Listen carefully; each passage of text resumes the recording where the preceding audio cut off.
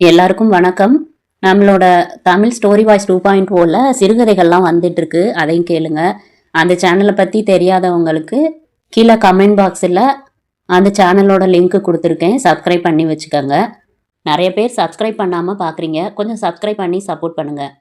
நீங்கள் கொடுத்துக்கிட்டு வர்ற ஆதரவுக்கு ரொம்ப நன்றி. சரி வாங்க, இப்போ நம்ம கதைக்குள்ளே போகலாம். அத்தியாயம் 1. மலர்கள் நனைந்திருந்தன. பனி விதவைக்கான ஆடையை நெய்து கொண்டிருந்தது. தவளைகள் கச்சேரிக்கு முன்னால் கனைத்து கொண்டன. வெளிச்சம் தலைமறைவாகிவிட்டது. விரிக்கப்பட்ட கத்திரிக்கோள் போல கைகளையும் கால்களையும் பரப்பிக்கொண்டு அவன் கிடந்தான். மண்டையிலிருந்து இன்னும் ரத்தம் புறப்பட்டு ஈரமான மண் தரையில் கொட்டி பரவி கொண்டிருந்தது. அவனிடம் முனகல் இல்லை. ஏனென்றால் வலி இல்லை. ஏனென்றால் மூச்சு இல்லை. 5 நிமிடத்திற்கு முன்னால் அந்த தலையின் உள்ளே மூளை நாளைய திட்டம் ஒன்றை யோசித்திருக்கும். நாளைக்கு ஊருக்கு பணம் அனுப்பணும், நாளைக்கு சவரம் செய்து கொள்ளணும், நாளைக்கு தையல் கடையிலிருந்து சட்டை வாங்கணும், நாளைக்கு சர்ச்சுக்கு போகணும், நாளைக்கு சினிமா பார்க்கணும், நாளைக்கு. இப்போது நீர்கொண்டை போட்ட அரையடி உயர புல் சுற்றிலும் சினுங்க அந்த பங்களாவின் பின்புறத்தில் அனாதையாய் கிடந்தான் அவன். தவறு கிடந்தது அது. அத்தியாயம் 2. இப்போது உங்களின் 5 பொன் நிமிடங்களை செலவு செய்து சில குப்தாக்களை அறிந்து கொள்கிறீர்கள். அப்புறம் நாம் மலையேறுகிறோம். நம் தேசத்தை ஆண்ட குப்த வம்சத்து நபர்கள் இல்லை. இனி ஒரு 100 பக்கம் நடமாடப் போகிற நம் அவர்கள். அழுக்கு இருந்தால் கழுவிவிட்டு கை குலுக்க தயாராகுங்கள். மோகன்ராம் குப்தா. இவர் பெயர் மட்டும்தான் அடிக்கடி வரும். புதைத்த இடத்தின் மேலே 3/4 அடிக்கு புல் இருக்கிறது. வாழ்ந்தபோது இவரது கால்களை ஒரு குதிரையின் இந்த பக்கத்திலும் அந்த பக்கத்திலும் தான் அதிகமாக பார்க்க முடியும். துப்பாக்கியை தூக்கி கொண்டு கடக் கடக் என்று குதிரையை விரட்டி போய் எல்லா பறவைகளையும் சுட முயற்சி செய்து ஆண்டுக்கு 2 தடவை வெற்றி பெற்றிருக்கிறார். இவரது பங்களாவில் கூடத்தின் ஓரத்தில் மாடிப்படி தொடங்கி 2 கிளைகளாக பிரிகிற இடத்தில் 10 அடிக்கு 3 அடி அளவில் உங்களை பார்த்து சிரிப்பார். அப்புறமாக கதவை தட்டிவிட்டு பங்களா உள்ளே போகலாம். கணேஷ் குப்தா. ஒட்டடை மாதிரி லேசாய் ஒரு தாடி இருக்கிறது. கண்களுக்கு அடியில் கருவளையங்கள் உண்டு. நீண்ட நாளாய் சீப்புக்கும் தலைக்கும் பேச்சுவார்த்தை இல்லை. பிடித்த பாடல் உலகே மாயம் வாழ்வே மாயம். போன ஆண்டு தீயை சுற்றி வந்து சேர்த்து கொண்ட ஐய இவ்வளவா வெக்கப்படுவாங்க என்று முகத்தை மூடின கரங்களை பிரித்து இதழ்களில் தொட்டுக்கொண்ட மனைவியை 4ஆம் மாதமே ரயில் விபத்தில் பறிகொடுத்தால் எனக்கும் உங்களுக்கும் கூட இந்த பாடல்தான் பிடிக்கும். சாய்வு நாற்காலியில் விழுந்து கொண்டு அறையின் மூலையை ஊடுருவி பார்த்து கொண்டிருக்கிற 28 வயது கணேஷ் குப்தாவை கலைக்க வேண்டாம். இன்னொரு சமயம் ஹலோ சொல்லிக் கொள்ளலாம். மாதேஸ்வர குப்தா. சிகரெட்டு பிடிப்பீங்களா சார்? அப்படியென்றால் பிராந்தி விஸ்கி வகைகள் அவையெல்லாம் என்ன பழங்களா? பெண்களை சைட்டாவது அடிக்கிறதுண்டா சார்? சிவசிவா, பெண்களை கும்பிட வேண்டும் என்று முண்டாசு கட்டின பாரதியார் சொல்லி இருக்கிறார் தெரியுமோ? கேள்வி கேட்டது போதும், வெளியே போடா சின்ன பயலே. வெளியே வந்து விட்டீர்களா? இவர்தான் மாதேஸ்வர குப்தா. காலை எழுந்தவுடன் பூஜை, பின்பு கனிவு கொடுக்கும் நல்ல பூஜை, மாலை முழுவதும் பூஜை. இதை வழக்கப்படுத்தி கொண்ட குப்தா இவர். உங்களுக்கு அறிமுகப்படுத்தலாம் என்றால் பூஜை அறையில் கிணிகிணி என்று மணியடித்து கற்பூரம் காட்டிக் கொண்டிருக்கிறார். தற்போதைக்கு கன்னத்தில் போட்டுக் கொள்ளுங்கள். ஜெகநாத குப்தா. மேற்கண்ட குப்தாவுக்கு தெரியாத அத்தனையும் இவனுக்கு 100 மடங்கு தெரியும். ஒரு சமயம் இனி சிகரெட்டு பிடிப்பதில்லை என முடிவெடுத்து தொலைக்க அந்த சிகரெட்டு கம்பெனியின் முதலாளி கார் போட்டு கொண்டு வந்து என் தொழிற்சாலையை இழுத்து மூட வேண்டிய நிலை ஏற்பட்டு இருக்கிறது என்று கெஞ்சி கேட்டுக்கொண்டதும் அந்த தீர்மானத்தை கைவிட்டான். காலி பிராந்தி பாட்டில்கள் விற்பனை செய்யும் பழனிசாமி இவன் அறையிலிருந்து பாட்டில் வாங்கியே சின்னதாய் வீடு ஒன்று கட்டியிருக்கிறான். டைரி கேலண்டரின் பின்புறம் மேசை மேல் இருக்கும் துணி விரிப்பின் வெள்ளை பகுதி. இப்படி எங்கும் உங்களுக்கு விலாசங்கள், டெலிபோன் நம்பர்கள் கிடைக்கும். அறையில் ஒரு டெலிபோன் உண்டு. ஒலித்தால் எடுங்கள். என்ன ஜெகன், நேத்து வர்றதா சொல்லிட்டு வரவே இல்லையே என்று ஒரு பெட்டை கோழி சினுங்கும். வைத்து விடுங்கள். சந்திரகுப்தா. கார் டிரைவர் அப்போதுதான் பற்ற வைத்த பீடியை அவசரமாக எரிகிறான். ஏன்? சந்திரகுப்தா வருகிறான். அரட்டை அடித்துக் கொண்டிருந்த தொழிலாளர்கள் மும்முரமாக தேயிலை பறிக்கிறார்கள். ஏன்? தூரத்தில் சந்திரகுப்தாவின் ஜீப் வருகிறது. வண்டிக்கு பெட்ரோல் போடலாமாங்க? சந்திரகுப்தாவை கேட்டுக்கப்பா. இன்னைக்கு சம்பளம் கொடுத்துடலாமா? சந்திரகுப்தா ஊர்ல இருந்து வந்துடட்டும். இந்த கல்யாணத்துக்கு போறதா இல்லையா? சந்திரகுப்தா எப்படி சொல்றானோ அப்படி செய். பொறுப்பான இந்த சந்திரகுப்தாவுக்கு கொஞ்சமும் பயப்படாத பெண் ஒருத்தி உண்டு. அவளுக்கு தண்ணீரை அவன் முகத்தில் சிதறடிக்க உரிமை உண்டு. எவ்வளவு நேரம் உங்களுக்காக காத்திருக்கிறது, உங்க கூட டூ என்று சொல்ல உரிமை உண்டு. தடையில்லாமல் அவன் கனவுகளில் பிரவேசிக்க உரிமை உண்டு. இந்த கிளைக்கதை அப்புறமாய். திருமதி கௌரி மோகன்ராம் குப்தா. 52 வயதான திருமதி கௌரியை மிகச் சுலபமாக கற்பனை செய்துவிடலாம். முன்தலையில் வெள்ளை ரேகைகள், கோல்டு பிரேம் கண்ணாடி, முதுகை சுற்றி வரும் சேலை தலைப்பு. திருமதி கௌரி 5 ஆண்டுகளுக்கு முன்னால் வரையிலும் பிரபல எழுத்தாளர். இப்போது மற்றவர்களின் புத்தகங்களுக்கு மதிப்புரை எழுதி கொண்டு, கூட்டங்களுக்கு தலைமை தாங்கிக் கொண்டு, நாவல் போட்டிகளுக்கு நடுவராக இருந்து கொண்டு, இன்றைய இலக்கியம் எங்கே போய்க் கொண்டிருக்கிறது போன்ற தலைப்புகளில் வானொலியில் பேசிக்கொண்டு, இனி கணேஷ் குப்தா, மாதேஸ்வர குப்தா, ஜெகநாத குப்தா, சந்திரகுப்தா ஆகிய 4வரும் சகோதரர்கள். லேட் மோகன்ராம் குப்தாவின் பிள்ளைகள். எழுதியுள்ள வரிசைப்படி பிறந்தவர்கள். கணேஷ் குப்தாவுக்கு திருமணமாகி மனைவி இறந்து போக மற்றவர்களுக்கு இன்னும் திருமணமாகவில்லை. தன் தாயுடன் இவர்கள் வசிப்பது நீலகிரி மாவட்டத்தில் உள்ள கேத்தியில். சொத்துக்கள் முழுக்க எஸ்டேட்டுகளாகவும் பங்களாக்களாகவும் நிரம்பி வழிகிறது ஆகிய செய்திகளுடன் மலை ஏறுகிறோம். மலைப்பாதை ஆரம்பம். பொறுமையாக ஓட்டவும். வளைவுகளில் முந்தாதீர். காலம் மதிப்பானது. உயிர் அதைவிட மதிப்பானது. மலைகளின் ராணி ஊட்டிக்கு சேரன் உங்களை வரவேற்கிறான். அந்த கார் தம் கட்டி ஏறிக்கொண்டிருந்தது. டேஷ்போர்டு அருகாக பச்சையாய் வினாடி சுத்தமாய் நேரம் இருந்தது. 7:31:42. காரின் விளக்குகள் பட்டு வளைவுகள் இருந்த அக்கன்னா ரெஃப்ளெக்டர்கள் சிகப்பாய் எச்சரித்தன. கருப்பு நிறத்தோடு தோழமையாகி போயிருந்த மரங்களில் அசைவு இல்லை. அடுத்த பத்தியில் மழை வரலாம் போல் இருந்தது. மழை பெரிய பெரிய துளிகளாக மண்ணை அரைந்த மழையின் முன்னே காரின் வைஃபர்கள் விழா இல்லாமல் சரணடைந்தன. காரின் விளக்கு ஊசி முனை வளைவு 8 என்று படித்தது. அதை தாண்டி கொஞ்சம் சமதரையாய் பார்த்து கார் நிறுத்தப்பட்டு அவசர அவசரமாக கதவுகளின் கண்ணாடிகள் உயர்த்தப்பட்டன. டிரைவர் என்ஜினை அணைத்தான். உள்விளக்கை போட்டான்.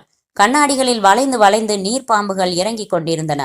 இன்னும் கொஞ்சம் முன்னாடியே கோயம்புத்தூர்ல புறப்பட்டுருக்கலாம் பாஸ்கர் என்றார் கௌரி. போர்த்தியிருந்த சால்வையை கழுத்து அருகில் இன்னும் இறுக்கிக் கொண்டார். இப்ப நின்னுடு மேடம். கைப்பையிலிருந்து புத்தகம் ஒன்றை எடுத்து உரையிலிருந்து கண்ணாடியை எடுத்து மாட்டிக்கொண்டு அடையாள அட்டை வைத்த பக்கத்தை திருப்பி படிக்கத் தொடங்கினார். 30 பக்கம் தாண்டிய பின் மழையின் உக்கிரம் குறைந்து இருந்தது. போயிடலாமா பாஸ்கர்? போலாம் மேடம். கண்ணாடியின் உள்பக்கம் உயர்த்திருந்த நீர்ப்புகையை துணியால் துடைத்துவிட்டு காரை கிளப்பினான் டிரைவர். திடீர் பிரேக் போட்டு மழை நின்றது. பின் இருக்கையில் இருந்த கௌரி கண்ணாடியை இறக்கினார். வீசின காற்றில் குளிர் நிறைய இருந்தது. தூரத்தில் ஓவியம் போல் தெரிந்த சின்ன சின்ன வீடுகளின் மேல் பனி தவழ்ந்து கொண்டிருந்தது. கௌரி புத்தகத்தை மூடி வைத்துவிட்டு 1000 தடவை அனுபவித்தாலும் ஒவ்வொரு முறையும் இனிமையை தருகிற மலைப்பாதை பயணத்தை ரசிக்கத் தொடங்கினார். இயற்கைக்கு மட்டும் வயது நகர்வதே இல்லை. நிமிடத்திற்கு நிமிடம் உற்சாகத்துடன் சட்டை மாற்றிக்கொள்கிறது. மலைகள் கம்பீரமானவை. மனிதனின் அகந்தையின் மண்டையில் லொட்டென்று மௌனமாய் தட்டுபவை. கௌரியின் 75% கதைகளில் இந்த நீலகிரி மலைகள் நிச்சயம் இருக்கின்றன. சுகமோ சோகமோ மனதை வெகுவாக பாதித்து விட்டால் கொஞ்சம் மாற்றங்களுடன் அவற்றை தம் வாசகர்களுக்கு சேர்த்து விடுவது கௌரியின் வழக்கம். கார் கேத்தி வந்து முக்கிய சாலையில் பிரிந்தது. சரிவில் இறங்கியது. தடிப்பாய் ஸ்வெட்டர் அணிந்த குல்லா வைத்த மனிதர்கள் அவசரமே இல்லாமல் நடந்து கொண்டிருந்தார்கள். கடைகள் மூடப்பட்டு கொண்டிருந்தன. பாலாடாவுக்கு போகிற பஸ் ஒன்று அதன் டிரைவர் டீ குடித்துவிட்டு வருவதற்காக சொற்ப பயணிகளுடன் காத்திருந்தது. கார் சந்தடிகளை விலக்கிவிட்டு உள்ளாடா பாதையில் ஓடியது. சாலையோர செடிகள் ஈரமாய் சிலுசிலுத்தன. யூகலிப்டஸ் வாசனையை ஏந்தி வந்தது தென்றல்.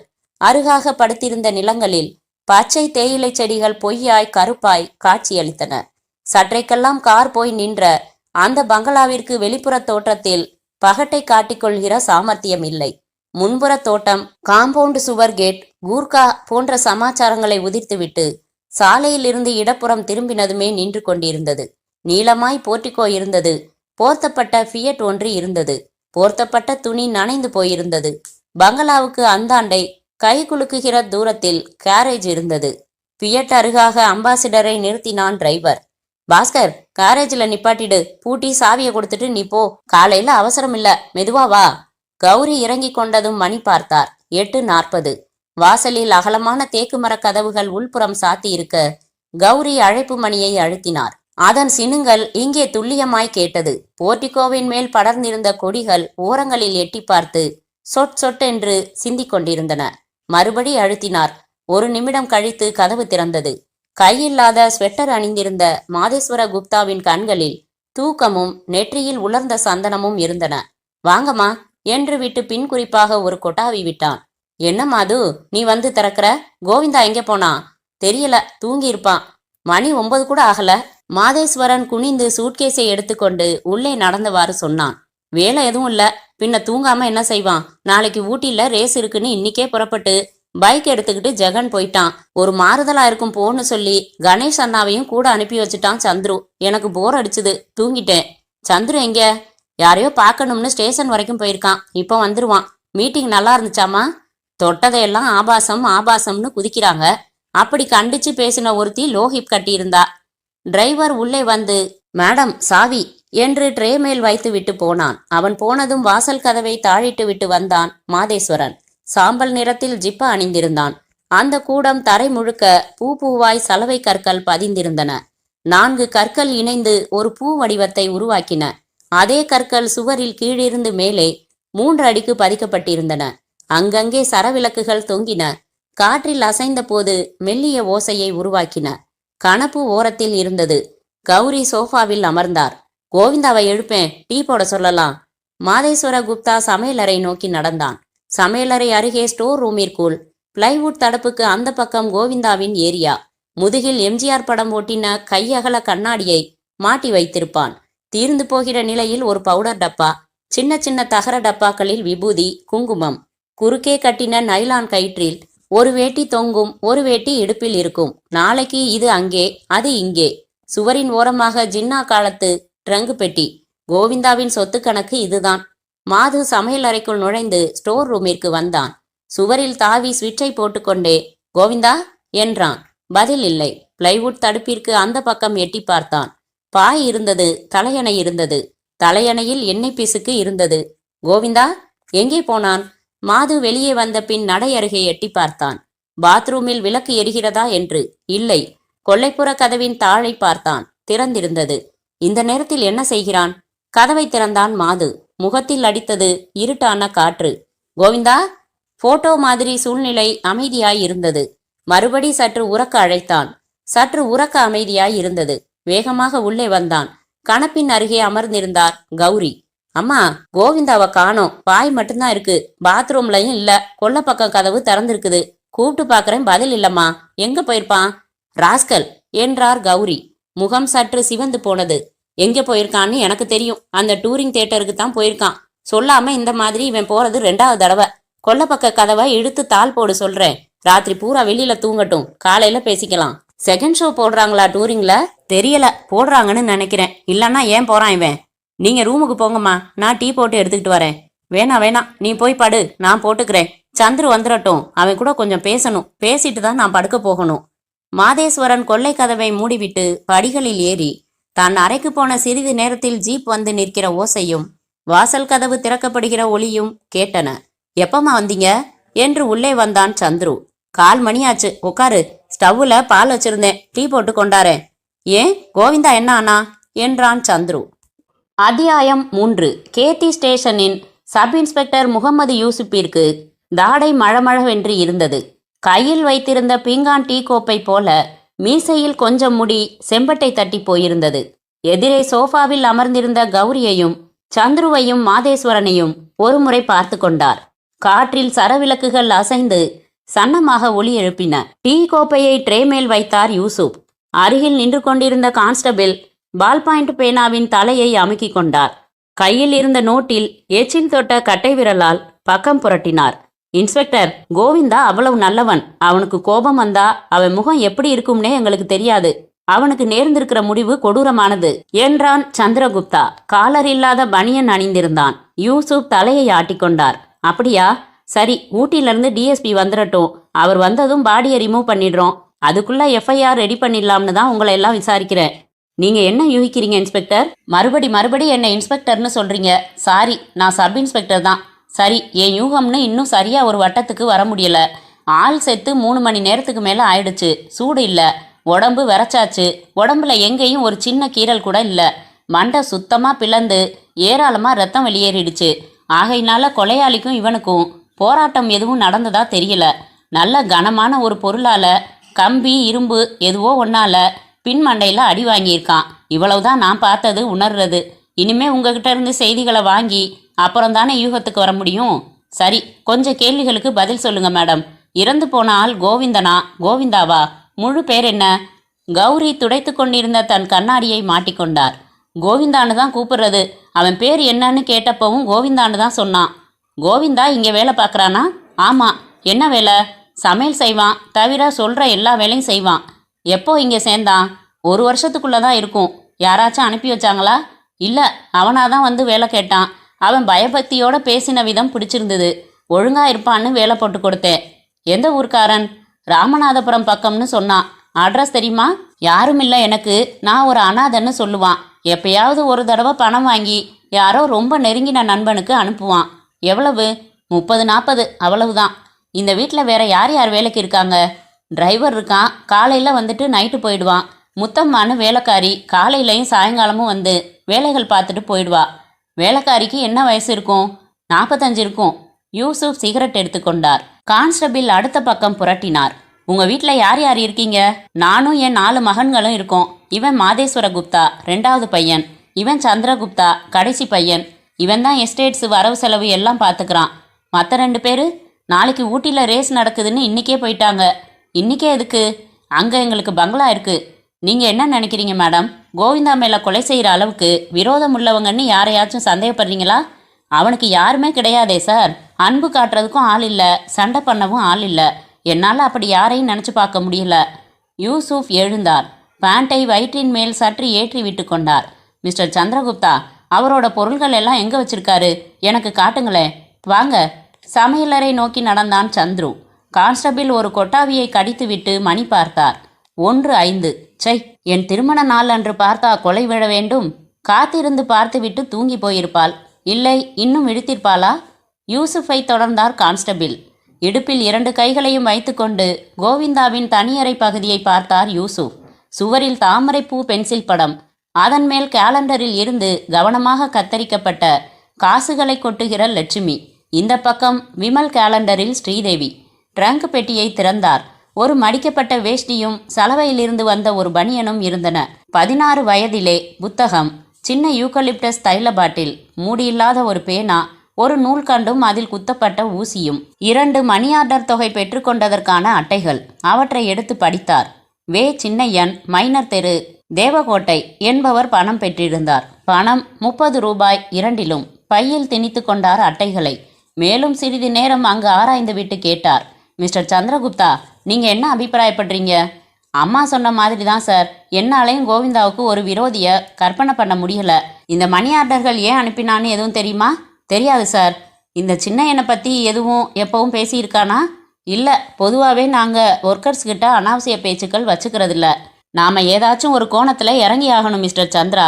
நடந்திருக்கிறது ஒரு கொடூரமான கொலை. திருட வந்த ஒருத்தன் இடைஞ்சலா வந்த இவனை அடிச்சு போட்டுட்டு ஓடிட்டான்னு கதையை நான் கட்ட முடியாது. பார்த்தோமே, எவ்வளவு ரத்தம், அவ்வளவு ஆத்திரம் அவனுக்கு இவன் மேலே இருந்திருக்கு. அவன் யாரு, எதுக்காக இந்த உச்சமான தண்டனை? இந்த 2 கேள்விகள் எங்களை அலக்கழிச்சிடும். என்னோட பார்வையில் நான் பார்த்தது கோவிந்தாங்கிற ஒரு பிணம். ஆனால் அவன் உங்கள் கூட இதே வீட்டில் கிட்டத்தட்ட 1 வருஷம் இருந்திருக்கான். எத்தனையோ சந்தர்ப்பங்களில் எவ்வளவோ பேசியிருக்கான். நீங்கள் உதவினாதான் எங்களுக்கு வேலை சுலபமாக இருக்கும். இப்போ வேணா, நல்லா நிதானமாக யோசிங்க. இந்த கொலையோட தொடர்பு படுத்த முடிகிற மாதிரி ஏதாச்சும் நினைவுக்கு வந்தால் தவறாமல் சொல்லுங்க. நிச்சயமா சார் என்றான் சந்துரு. இந்த கோவிந்தாவுக்கு இங்கே கேத்தியில் ஃப்ரெண்ட்ஸுன்னு யாராச்சும் இருக்காங்களா? இவன் எப்போவாச்சும் பார்க்கணும்னு போயிருக்கானா? யாராச்சும் இந்த 1 வருஷத்தில் இவனை பார்க்க வந்திருக்காங்களா? எனக்கு தெரிஞ்ச வரைக்கும் 2மே இல்லை சார். உங்களுக்கு தெரிஞ்ச வரைக்கும் இல்லை. இந்த வீட்டில் கோவிந்தாவை தெரிஞ்ச அத்தனை பேரையும் நான் இந்த மாதிரி கேள்விகளை கேட்க வேண்டியிருக்கு. முதல்ல ஒரு திசை தெரியணும் எங்களுக்கு. இங்கே தனியாக கேட்குறேன். வெளிப்படையாக எல்லா கோணத்துலேயும் நாங்கள் சந்தேகப்பட்டே ஆக வேண்டியதுனால கேட்குறேன். வேலைக்காரி முத்தம்மாவுக்கும் கோவிந்தாவுக்கும் எதுவும் தொடர்பு இருக்கிற மாதிரி எப்போவாவது சந்தேகப்பட்டிருக்கீங்களா? மை காட், முத்தம்மாவுக்கு கல்யாணம் பண்ணி கொடுக்குற வயசில் ஒரு பொண்ணு இருக்கா சார்? ரைட். அப்போது அந்த பொண்ணுக்கும் கோவிந்தாவுக்கும்? சாரி, எனக்கு தெரியாது. இந்த வீட்டில் கோவிந்தா, முத்தம்மா, டிரைவர் பேர் என்ன? பாஸ்கர் இவங்களை தவிர வேற யார் வந்து போகிறாங்க? எஸ்டேட் மேனேஜர் வசந்தகுமார் வருவார் தினமும். பின்பக்கம் தோட்டம் இருக்கு, அதை பார்த்துக்கிறதுக்கு வாரத்துக்கு 2 தடவை எஸ்டேட் ஒர்க்கர்ஸ் யாரையாச்சும் அனுப்புவோம். அல்லா, நான் சந்திக்க வேண்டிய நபர்கள் நிறையா இருக்கும். எஸ்டேட்ஸ் வரவு செலவுகள் பார்க்க நீங்கள் தனியாக ஆஃபீஸ் வச்சுருக்கீங்களா? ஆமாம், எங்கள் நர்சரிக்கு பக்கத்திலே ஷெட்டு போட்டு சின்ன ஆஃபீஸ், 2 கிளார்க்ஸ், ஒரு டைப்பிஸ்ட், அஃப்கோர்ஸ் ஆல்ரவுண்டர் வசந்தகுமார். சமையலறையிலிருந்து மறுபடி கூடத்துக்கு வந்தார்கள். சோஃபாவில் அமர்ந்து கொண்டு, உங்க பேர் என்ன சொன்னீங்க என்றார். மாதேஸ்வர குப்தா. நேற்று சாயங்காலத்திலேருந்து நீங்களும் கோவிந்தாவும் மட்டும்தான் இங்கே இருந்ததா சொன்னீங்க இல்லையா? ஆமாம் சார். உங்கள் அம்மா வந்து கதவை திறந்தப்போ கோவிந்தா தூங்கிட்டு இருக்கான்னு நினச்சிங்க. அப்புறம் டீ போடுறதுக்காக எழுப்ப போனா அவன் இடத்துல இல்லை. கொல்லைப்புற கதவு திறந்திருந்தது. சினிமாவுக்கு போயிட்டதா நினச்சி சாத்திட்டீங்க. அப்புறம் சந்திரகுப்தா வந்து பேசிக்கிட்டு இருந்துட்டு பாத்ரூம் போகிறதுக்காக கொல்லைப்புறம் வந்தப்போ தூரத்தில் யாரோ படுத்திருக்கிற மாதிரி தெரிஞ்சு டார்ச் எடுத்துட்டு வந்து பார்த்து பயந்து போய் எனக்கு ஃபோன் பண்ணினாரு. இதானே நடந்தது? ஆமாம். 2:15 மணிக்கு பங்களா வாசலில் ஜீப் வந்து நின்றது. டிஎஸ்பியும் மஃப்டியில் இருந்த இன்ஸ்பெக்டர் மற்றும் 3 பேர்களும் உள்ளே வந்தார்கள். அத்தியாயம் 4. தன் வாட்சை பார்த்து கொண்டு, குட் மார்னிங் சார் என்றார் யூசுப். ஒரு கொலையோட விடிஞ்சிருக்கிறது இந்த மார்னிங். எனக்கு எப்படி குட் மார்னிங் ஆகும் என்று சிரித்தார் டிஎஸ்பி. ஒரு பல் தங்கப்பல். லவ்டேல் கிட்ட பேஞ்ச மழையில ஒரு பெரிய மரம் சாஞ்சு கிடக்கு. அதை நகர்த்தி போட்டுட்டு வர்றதுல லேட் ஆயிடுச்சு. வெல் யூசுப், உறுதி பண்ணிட்டீங்களா? ஆள் இறந்துட்டானா என்றார் இன்ஸ்பெக்டர் ஜோசப். மழையில் நனைஞ்சதில் உடம்பு ஊறி போய் கொஞ்சம் உப்பி கூட போயிடுச்சு சார். இப்போ மழை இல்லை, சட்டுன்னு பார்த்துட்டு ஊட்டிக்கு அனுப்பிடலாம். ஆம்புலன்ஸ் கிடைக்கல, என்கேஜ்டு. ஜீப்பில் வச்சே அனுப்ப வேண்டியதுதான். என்ன பேர் சொன்னீங்க என்றார் டிஎஸ்பி. கோவிந்தா. இந்து என்றார் அந்த கிறிஸ்துவ டிஎஸ்பி. கேமராவில் ஃப்ளாஷ் யூனிட்டை பொருத்தி ஒருமுறை கிளிக் செய்து பார்த்து கொண்டு தயாரானார் புகைப்படக்காரர். இவங்க மிஸ்ஸஸ் மோகன்ராம் குப்தா என்றார் யூசுப். வணக்கம். கேட்டியில் வாழ்கிற ரொம்ப கொஞ்சம் இந்துக்கள்ல ஒரு குடும்பம். பூர்வீகமே இங்கேதானா? ஆமாம். உங்களையெல்லாம் விசாரிக்கிறேன். அதுக்கு முன்னாடி பாடியை டிஸ்போஸ் பண்ணிட்டு வந்துடுறேன். வாங்க யூசுப் என்றார் டிஎஸ்பி இமானுவேல் ராஜ். பாடி கிட்ட 2 கான்ஸ்டபிள்களை நிறுத்தி வச்சிருக்கேன். வெளிச்சம் பத்தல. 2 பெட்ரோல் மார்க்ஸ் எடுத்துட்டு வந்தோம். கொல்லைப்புறம் தோட்டத்தில் கிடக்குது பாடி என்றவாறு முன்னால் நடந்தார் யூசுப். என்னாச்சு ஜோசப்? மரத்தை தூக்கி போட்டப்போ கையில் கீறிடுச்சா என்றார் கையை பிடித்தபடி கூட நடந்த இன்ஸ்பெக்டரிடம் டிஎஸ்பி. பெருசா காயமில்ல, லைட்டா ரத்தம், கொஞ்சமா எரிச்சல். இட்ஸ் ஆல் ரைட் என்று தன் கைக்குட்டையை உள்ளங்கை மேல் சுற்றி கொண்டார் ஜோசப். பின்பக்கம் தோட்டத்தை அடைந்தார்கள். 7-8 கோந்து மரங்கள் நின்றன. வேலி என்று எதுவும் தெரியவில்லை. முன்புறம் போலவே பின்புறமும் யார் வேண்டுமானாலும் தடையில்லாமல் பிரவேசிக்கலாம் போல அமைந்திருந்தது. 2 பெட்ரோமாக்ஸ் விளக்குகள் மண்ணெண்ணெய் குடித்து கொண்டிருந்தன. வானம் பார்த்தபடி கோவிந்தா கிடந்தான். தலை வலப்புறம் தொங்கியிருந்தது. கன்னம், காது, புருவம் எல்லாம் இரத்தம் வழிந்து ஓடியிருந்தது. தலையின் பின்பக்கம் சிதைந்து போயிருந்தது. அருகே கெட்டியாய் உறைந்து போயிருந்தது இரத்தம். சட்டை மட்டமான உள்ளன் கருப்பு கோட்டுக்கு வெளியே திமிரி இருந்தது. கோட்டின் எல்லா பட்டன்களும் கழன்று ஒரே ஒரு கடைசி பட்டன் வயிற்றுக்கு அருகாக மாட்டிக்கொண்டிருந்தது. தொடை வரைக்கும் வேட்டி சுருண்டிருந்தது, நனைந்திருந்தது. சகதியின் அழுக்கை தவிர வேறு இரத்தக்கரைகள் வேட்டியில் இல்லை. கைகளிலும் கால்களிலும் முடி அதிகம் இருந்தது. மார்பின் குறுக்காக கைகளை கட்டிக்கொண்டு கொஞ்ச நேரம் கீழேயே பார்த்து கொண்டிருந்தார் இமானுவேல் ராஜ். ஆயுதம் கிடைச்சதா யூசுப்? இல்ல, கிடைக்கல. ஜோசப் பிணத்தை ஒரு தரம் சுற்றி வந்தார். வெளிச்சம் பத்தாது. ஆயுதமோ தடயமோ நமக்கு கிடைக்கிற அதிர்ஷ்டத்தை மறுபடி பெருசா மழை வந்தா அடிச்சுக்கிட்டு போயிடும். நாளைக்கு வர்ற சூரியனுக்காக காத்திருக்க முடியாது. கனகராஜ், இங்க வாங்க. ஜீப்ல ஒயர்ஸ் இருக்கு. 1000 வாட்ஸ் பல்ப் இருக்கு. வீட்டு கொல்ல பக்கத்துல 2 பாத்ரூம் அதோ இருக்கு பாருங்க. அங்கிருந்து கனெக்ஷன் கொடுத்து கொண்டாங்க என்றார் டிஎஸ்பி. என்ன யூசுப், என்ன தெரிஞ்சிருக்கீங்க அவங்க கிட்ட இருந்து? உருப்படியா எதுவும் இல்லை சார். இவன் வேலைக்காரன், ரொம்ப நல்லவங்கிறாங்க. இவனுக்கு விரோதம் கூட இருக்குமான்னு திருப்பி கேட்குறாங்க. அவங்களால யாரையும் சந்தேகப்பட முடியல. நிறைய பேரை விசாரிக்க வேண்டி வரும்னு தோணுது. இன்ஸ்பெக்டர் சொன்ன கோணங்களில் கோவிந்தாவை கேமராவினுள் நெகட்டிவ்களில் படுக்க வைத்தார் போட்டோகிராஃபர். கோவிந்தாவின் விரல்களை பிரித்து நகங்களுக்குள் பஞ்சு செலுத்தி சேகரித்து பாட்டிலில் போட்டார் ஒருவர். சட்டையில் எதுவாச்சும் இருக்கா யூசுப்? இல்லை சார், ஒரே ஒரு 50 பைசா இருந்தது. படுத்து தூங்கிட்டு இருந்தவன் சார். பாதி தூக்கத்தில் ஒன்று இவனா பின்பக்கம் வந்திருக்கணும், இல்லைன்னா பின்பக்க கதவை தட்டி இவனை இங்கே வரவழைச்சிருக்கணும். அப்போ அந்த கதவுகள்லையும் கைரேகை பார்த்துடுங்க மாணிக்கம். சரி சார். கோட் பாக்கெட்டுகளில் பார்த்துட்டீங்களா? பிணத்தின் அருகே குந்தி உட்கார்ந்தார் ஜோசப். பார்த்துட்டேன், ஒன்றுமில்ல என்றார் யூசுப். வேட்டிக்கு அடியில் அன்றாயிரா? இல்லை சாரி, பார்க்கல. பார்த்துருக்கணும் யூசுப். கோட்டை சற்று வயிற்றுக்கு மேல் ஏற்றிவிட்டு இடுப்பில் செருகியிருந்த வேட்டியை தளர்த்தினார் ஜோசப். கோடு கோடாய் போட்ட துணியில் ஆண்ட்ராயர் அணிந்திருந்தான். அரஞ்ஞான் கயிற்றில் ஒரு தாயத்து இருந்தது. இமானுவேல் தன் சிகரெட்டுக்கு கொல்லி வைத்து கொண்டார். ஆண்ட்ராயருக்கு பாக்கெட் இருக்குதா பாருங்க ஜோசப். இருக்குது சார். ஜோசப் தன் கையை பாக்கெட்டுக்குள் நுழைப்பதில் சற்று சிரமம் இருந்தது. கோவிந்தாவை பக்கவாட்டில் நகர்த்தி புரட்டினார். கனம் ஏறி இருந்தது. ஈரமான டிராயரின் பாக்கெட்டுக்குள் கையை நுழைத்தார். ஒண்ணுமில்ல சார், எம்டி என்றவர் தன் புருவங்களை சுருக்கினார். என்ன ஜோசப்? விரல்கள்ல ஏதோ தட்டுப்படுது, ஆனா எடுக்க வரமாட்டேங்குது. நனைஞ்சதால துணியோட ஒட்டிக்கிட்டு இருக்கா? என்ன? பேப்பர் மாதிரி தெரியுது சார். வெயிட், ஜாக்கிரதையா கிழிச்சிடாம எடுங்க. அப்படியே துணியோட சேர்த்து வெளியில கையெடுங்க. எடுத்தார். இரண்டாக மடிக்கப்பட்ட சினிமா டிக்கெட் சைஸில் இருந்த நன்றாக நனைந்து போன காகித துண்டை மெதுவாக பீத்து விடாமல் எடுத்துக்கொண்டு எழுந்தார். பெட்ரோமாக்ஸ் விளக்குக்கு அருகாக அதை வாங்கி எடுத்து சென்றார் இமானுவேல்ராஜ். உள்ளங்கையில் வைத்து மெதுவாக மடிக்கப்பட்ட அதை விரித்தார். இங்கில் எழுதப்பட்ட ஒரு வரி நீரில் நனைந்ததால் கலைந்திருந்தது. ஆனாலும் படிக்க முடிந்தது. இது முன்னுரை. காகிதத்தின் பின்பக்கம் புரட்டி பார்த்தார். எதுவும் இல்லை. ஜோசப்பை பார்த்தார். என்ன இது? இது முன்னுரைன்னு எழுதியிருக்கு. யார் எழுதினா இதை? எதுக்காக இதை போய் பாக்கெட்ல வச்சுக்கிட்டு இருக்கான்? என்ன இதுக்கு அர்த்தம்? எனக்கு எதுவும் புரிஞ்சுக்க முடியல சார். ஜோசப், எப்பவுமே எனக்கு புதிர்கள் பிடிக்கிறதில்ல. முதல்ல இந்த பாயிண்ட்டை எனக்கு கிளியர் பண்ணி கொடுங்க என்று அந்த நனைந்த பேப்பரை நீட்டினார் இமானுவேல்ராஜ். தட்டம் மறந்த சிகரெட் சாம்பல் அதுவாகவே உதிர்ந்தது. ஒரு கம்பு ஒன்றை ஊன்றி அதில் ஹோல்டரை மாட்டி பல்பை செருகினார் கனகராஜ். இப்போது மிக வெளிச்சத்தில் இறந்து கிடந்தான் கோவிந்தா. அத்தியாயம் 5. பாத்ரூமில் இருந்து வெளிப்பட்டவுடன் பேண்டை தேடி அணிந்து கொண்டான். என் சட்டை எங்க? காக்கா தூக்கிட்டு போயிடுச்சு. போர்வைக்கு அடியில் இருந்து பதில் வந்தது. விளையாடாத ஜூலி, நேரம் பாரு 2 ஆச்சு. இனிமே நான் போய் தூங்கணும். காலையில சீக்கிரம் எந்திரிச்சு பேப்பர்கள்ல டிப்ஸ் திரட்டணும், கணக்கு போடணும். முதல் நாள் மழை பெஞ்சா ட்ரிபிள் ஆஸ் குட்டிக்கு அலர்ஜி. இன்னைக்குன்னு பார்த்து எப்படி மழை பாரு. நாளைக்கு என்ன பண்ண போகுதோ என் செல்லம். யாரு? குதிரை தான். பெங்களூர்ல போன மாதம் இப்படித்தான் முதல் நாள் மழை. மறுநாள் காலை வாரி விட்டுடுச்சு. ராஜ்பாபு ரொம்ப எக்ஸ்பர்ட் இதுல. அவரை கன்சல்ட் பண்ணணும். மனுஷன் குதிரையோட ஃபேமிலி டாக்டரை எல்லாம் போய் பார்த்து பேசி கணக்கு போடுவாரு. சட்டைய கொடு என்றான் ஜெகன். கழட்டிக்கங்க என்றாள் ஜூலி. போர்வையை நீக்கினாள். இவனது சட்டையை அணிந்திருந்தாள். சட்டையை மட்டும் அணிந்திருந்தாள். நாட்டி என்று கட்டிலை நெருங்கி அருகில் அமர்ந்து பட்டன்களை கலற்றினான். பேண்ட் அணிந்து கொண்டான். பேண்ட் பையில் இருந்து 4 100 ரூபாய் தாள்களை உருவினான். அவற்றால் அவளின் மானத்தை காத்தான். ஜூலி, மறுபடி நான் ஃபோன் பண்றப்போ எந்த என்கேஜ்மெண்டா இருந்தாலும் கேன்சல் பண்ணிட்டு வந்துடணும். ஓகே? ஓகே ஜெகன். சட்டையை அணிந்து கொண்டு ஸ்வெட்டரை போட்டுக்கொண்டான். தலையில் ஸ்கார்ஃப் கட்டி கொண்டான். கலற்றி வைத்திருந்த கடிகாரத்தை கட்டி கொண்டான். ட்ரே மேல் இருந்த கிளாஸில் பாதி திரவம் இருந்தது. எழுந்து மடமடவென குடித்துவிட்டு ஷூக்களை அணிந்து கொண்டான். புறப்படும் முன் கேட்டான். இது 2ல 1 சொல்லு ஜூலி. ட்ரிபிள் ஆஸ், டாப் டக்கர். எது? டாப் டக்கர். வின் பண்ணினா பாதி பணம் உனக்கு. நிச்சயமா? நிச்சயமா. வரட்டுமா? ரூம் பில் நான் செட்டில் பண்ணிடுறேன். Good night. லாட்ஜின் அறையை விட்டு வெளியே வந்தான். அத்தனை உடையையும் மீறி ராத்திரி குளிர் அரைந்தது. சாலையில் இறங்கி தன் பங்களாவை நோக்கி நடந்தான்.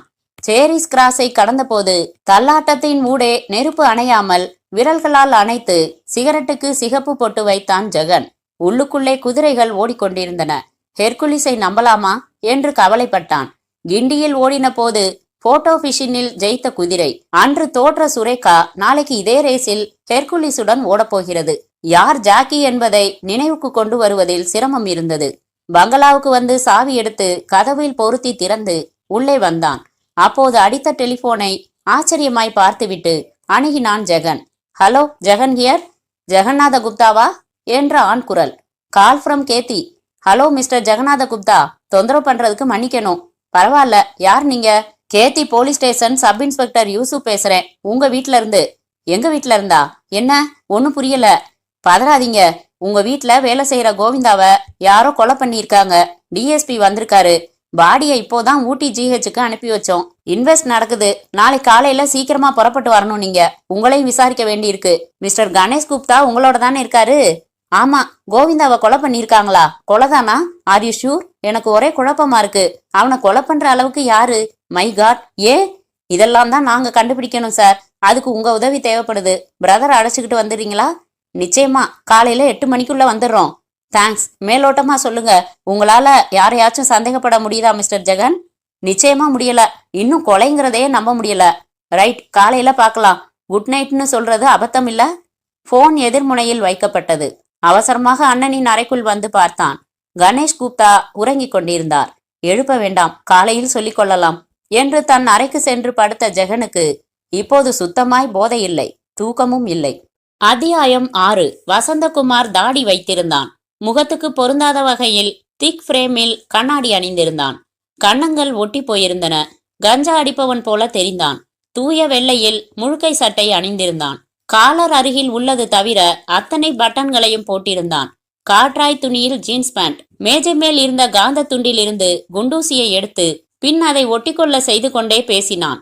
ஆமா இன்ஸ்பெக்டர், நான் பங்களாவுக்கு அடிக்கடி போறவன். கோவிந்தாவை தெரியும் இல்லையா? நான் போறப்போ வர்றப்போ 2 வார்த்தை பேசுறதோட சரி. சரி மிஸ்டர் வசந்தகுமார், நீங்க என்ன நினைக்கிறீங்க? எதை பத்தி? கோவிந்தாவுக்கு நேர்ந்திருக்கிற முடிவை பத்தி தான். கொடுமை சார், ரொம்ப நல்ல மாதிரி ஆள் அவன். நீங்க யாரையாச்சும் சந்தேகப்படுறீங்களா? சாரி சார், அவனோட பழக்க வழக்கங்கள், அவன் யாரோட தொடர்பு வச்சிருந்தான், இப்படி இதெல்லாம் எனக்கு தெரியாது. அதனால என்னால யார் மேலையும் சந்தேகப்பட முடியல. கோவிந்தா இங்க ஆபீஸுக்கு வந்திருக்கானா? 2 தடவையோ 3 தடவையோ வந்திருக்கான்.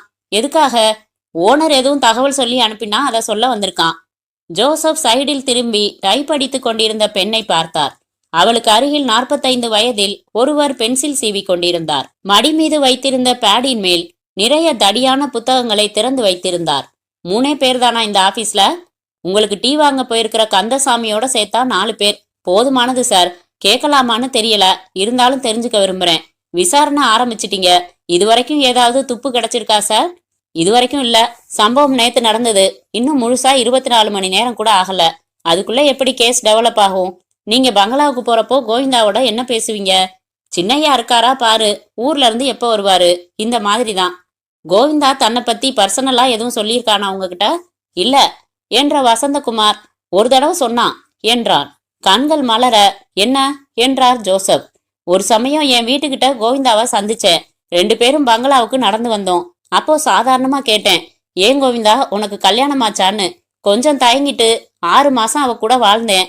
அப்புறம் அந்த திருட்டு கழுத எவன் கூடவோ ஓடி போயிடுச்சு. தேடி பார்த்தேன், இடத்த தெரிஞ்சுக்க முடியல. கை கழுவிட்டேன். அப்புறம்தான் இங்க வந்து சேர்ந்தேன்னு சொன்னான். அப்புறம் நாங்க ஒன்னும் பேசாம நடந்தோம். இந்த விஷயம் உங்களுக்கு உதவியா இருக்குமா இன்ஸ்பெக்டர்? நிச்சயமா. ஒவ்வொரு சந்தேகத்துக்குரிய சம்பவங்களையும் நாங்க தோண்டி பார்த்தாகணும். கோவிந்தா கூட எஸ்டேட் தொழிலாளர் யாராவது பழகி இருப்பாங்க. நான் கான்ஸ்டபிள் அனுப்புறேன். எஸ்டேட் தொழிலாளர் எல்லாம் காட்டணும். நீங்க கோவிந்தா கூட பழகினவங்க மட்டும் எனக்கு விசாரணைக்கு வேணும். நிச்சயம் செய்யறேன். எங்க எஸ்டேட்டுக்குன்னு நிரந்தரமா இருக்கிறவங்க ஒரு 15-20 பேர் தான். மத்தவங்க எல்லாம் அப்பப்போ கிடைக்கிறவங்கள தினக்கூலிக்கு வேலை செய்ய சொல்லுவோம். ஜோசப் எழுந்தார். உங்க வீடு எங்க இருக்கு? பக்கம்தான், இளநெல்லி போற பாதையில இருக்கு. உங்க வீட்டு அட்ரஸ குறிச்சுதாங்க. அத்தியாயம் 7. அந்த மரம் நிறைய நிழல் விரித்து வைத்திருந்தது. நிழலில் பழுத்த இலைகள் படுத்திருந்தன. கோணலாய் வீசியது மாலை வெளிச்சம். அவள் காத்திருந்தாள். முந்தானையின் முனையில் முடிச்சு போட்டு அதை அவிழ்த்து கொண்டிருந்தாள். வெறுப்பாய் ஒரு தரம் ச என்று சொன்னாள். தாவணி அணிந்திருந்தாள். நெற்றியில் பொட்டை ஒட்ட வைத்திருந்தாள். நகைகள் 10 நாள் கழித்து பல்லிழிக்கிற தரத்தில் இருந்தன. விழிகளில் விரைவான அசைவு இருந்தது. இதழ்களில் இளமை சிம்மாசனம் போட்டு அமர்ந்திருந்தது. கன்னங்களில் சுண்டினால் இரத்த வட்டத்தை பார்க்கலாம் போல் இருந்தது. கழுத்துக்கு கீழே திட்டாய் இருந்தாள். இரட்டை பின்னல்கள் காற்றில் அசைந்து தோள்களில் சரிந்தன. சற்றைக்கெல்லாம் அவள் விழி மலர்ந்தது. தூரத்தில் சந்திரகுப்தா வந்து கொண்டிருந்தான். இன்னும் அவன் இவளை பார்க்கவில்லையாதலால் சட்டென்று அருகில் இருந்த இன்னொரு பெரிய மரத்திற்கு பின்னால் ஓடி மறைந்து கொண்டாள். சந்திரகுப்தா அந்த இடத்திற்கு வந்து சுற்றும் முற்றும் தேடினான். பின் கைகளை கட்டிக்கொண்டு காத்திருந்தான். அவன் முதுகின் மேல் ஒரு சிறு கல் வந்து விழுந்தது. முதலே வந்துட்டியா என்று திரும்பினான். மரத்தை விட்டு வெளியில் வந்தாலும் அவன் பக்கம் பார்க்காமல் வேறு திசையை பார்த்து கொண்டு விரைப்பாக நின்றாள். சிரித்துக்கொண்டே அவளை நெருங்கினான். என் ரூபாவுக்கு கோபமாக்கும். பின்ன 1/2 மணி ஆச்சு நான் வந்து. உனக்கு இன்னும் விஷயம் தெரியாதுன்னு நினைக்கிறேன். நேத்து ராத்திரி எங்க பங்களால வேலை பார்க்கிற கோவிந்தாவை யாரோ கொன்னுட்டாங்க. ராத்திரில இருந்து தூக்கம் இல்ல. போலீஸ் வந்து விசாரிச்சு பரபரப்பு. அவனோட ஃப்ரெண்டுக்கு தந்தி கொடுத்து அவன் வந்து நாங்க எல்லாருமா ஊட்டிக்கு போய் உடம்ப ஆஸ்பத்திரியில இருந்து வாங்கி எரிச்சிட்டு இப்பதான் வந்தோம். அதான் லேட் ஆயிடுச்சு. வா அப்படி உட்காந்துக்கலாம் என்றான். கைய கட்டிக்கிட்டு சும்மா இருக்கிறதானா பக்கத்துல உட்கார்றேன். சி உட்காரு, இன்னைக்கு எனக்கு மூடே இல்ல. இருவரும் மரத்தில் சாய்ந்து கொண்டு உட்கார்ந்தார்கள். ஐயோ பாவம், யாரு கொன்னது? அதான் தெரியல ரூபா. இன்னும் யாரையும் கைது பண்ணல. பிள்ளையார் மாதிரி ஒரே இடத்துல கிடக்கிறவன். அவனுக்கு போய் பகப்பாரு. சரிங்க, இன்னைக்கு சொல்றேன்னு சொன்னீங்கல்ல, சொல்லுங்க. என்ன சொல்றேன்னு?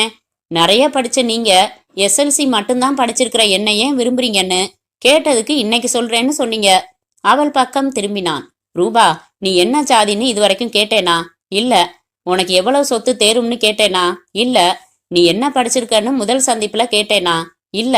புரிஞ்சுக்கோ ரூபா, காதலுக்கு இந்த மாதிரி வெளி விஷயங்கள் மாறுபடுறதுனால எந்த பாதிப்புமே இல்ல. இந்த காரணங்களுக்காக நான் ரூபாவை விரும்புறேன்னு எழுதி ஒரு காரண லிஸ்ட் எழுத சொன்னா சத்தியமா என்னால முடியாது. ஏன்னா மன உணர்வுகளுக்கு வார்த்தைகள் கண்டுபிடிக்கிறது சிரமம். ஐ லவ் யூனா ஐ லவ் யூ, அவ்வளவுதான். அதுக்கு நோட்ஸ் எல்லாம் போட்டு விளக்க முடியாது. உன் திருப்திக்காக சொல்லட்டுமா? இந்த சின்ன சிகப்பு உதடுகளுக்காகத்தான் நான் உன்னை காதலிக்கிறேன் என்று அவள் முகத்தை முகத்தால் நெருங்க அவள் விலகி கொள்ளவில்லை. இதமாக அணைத்து கொண்டான். நேத்து ராஜு காட்டு கத்தல் கத்தினான் என்றாள் ரூபா. வழக்கமா கத்துறவன் தானே ரூபா? இல்லங்க, நேத்து ரொம்ப பயங்கரம். நிச்சயமா அப்பா கிட்ட சொல்லிடுவேன்னு பயமுறுத்தினான். அவன் எனக்கு அண்ணன் மாதிரியா நடந்துக்கிறான், கொள்ளக்காரன் மாதிரி நடந்துக்கிறான். எவ்வளவு வேணுமா? வடக்குல டூர் போறானா, 5000 வேணும்னா. எனக்கே அவமானமா இருக்குதுங்க உங்ககிட்ட கேக்குறதுக்கு. எல்லாம் உங்களாலதான். இது என்ன கப்பமா? கேக்குறப்பெல்லாம் நீங்களும் கொடுத்துடுறீங்க அவனுக்கு. அதனாலதான் அவன் மேல மேல எகிர்றான். வேற வழி என்ன ரூபா? நம்ம காதல யாருக்கும் தெரியாம தான் வச்சிருந்தோம். இவன் மோப்பம் பிடிச்சிட்டு வந்து உங்க அப்பா கிட்ட சொல்லிடுவேங்கிறான், எங்க அம்மா கிட்ட சொல்லிடுவேங்கிறான். அவன் சொல்லிடுவானேங்கிற பயம் இல்ல எனக்கு. ஆனா எப்போ அவங்களுக்கு தெரியணும்னு நான் நினைக்கிறேனோ அதுக்கு முன்னாடியே தெரிஞ்சு மனசுக்கு பிடிக்காத காட்சிகளை உருவாக்க வேண்டாமேன்னு நினைக்கிறேன். சரி, அதுக்காக அவன் எவ்வளவு கேட்டாலும் கொடுத்துக்கிட்டே இருக்க முடியுமா? ஒரு எல்லை இல்லையா? ரூபா, இத சொல்லி எனக்கு உங்க அப்பாவுக்கு இந்த மாதிரி நான் உன்னை விரும்புற விஷயம் தெரிய வருதுன்னு வச்சுக்க, எப்படி நடந்துக்குவாரு? முதல் காரியமா அருவாளை தீட்டிக்கிட்டு வருவாரு. அடுத்து வர்ற நல்ல நாளா பாப்பாரு. ரெடியா நாக்க தொங்க போட்டுக்கிட்டு எனக்கு மாமா பையன் ஒருத்தன் காத்துக்கிட்டு இருக்கான். என்னடி சொல்ற? கழுத்தை நீட்டியா இல்ல அந்த கழுத்தை வெட்டட்டுமான்னு கேட்பாரு. பாத்தியா, அதுக்காகத்தான் நான் தயங்குறேன். நம்ம கல்யாணம் நிச்சயமா முறைப்படி நடக்க போறதில்ல. இங்க என் பக்கத்துலயும் அதே மாதிரிதான். எஸ்டேட்ல வேலை பார்க்கிற ஒர்க்கர் மகளோட பேசிக்கிட்டு இருக்கேன்னு தெரிஞ்சாலே ஜெகன் அறைவான். அம்மாவை என்னால யூகிக்க முடியல.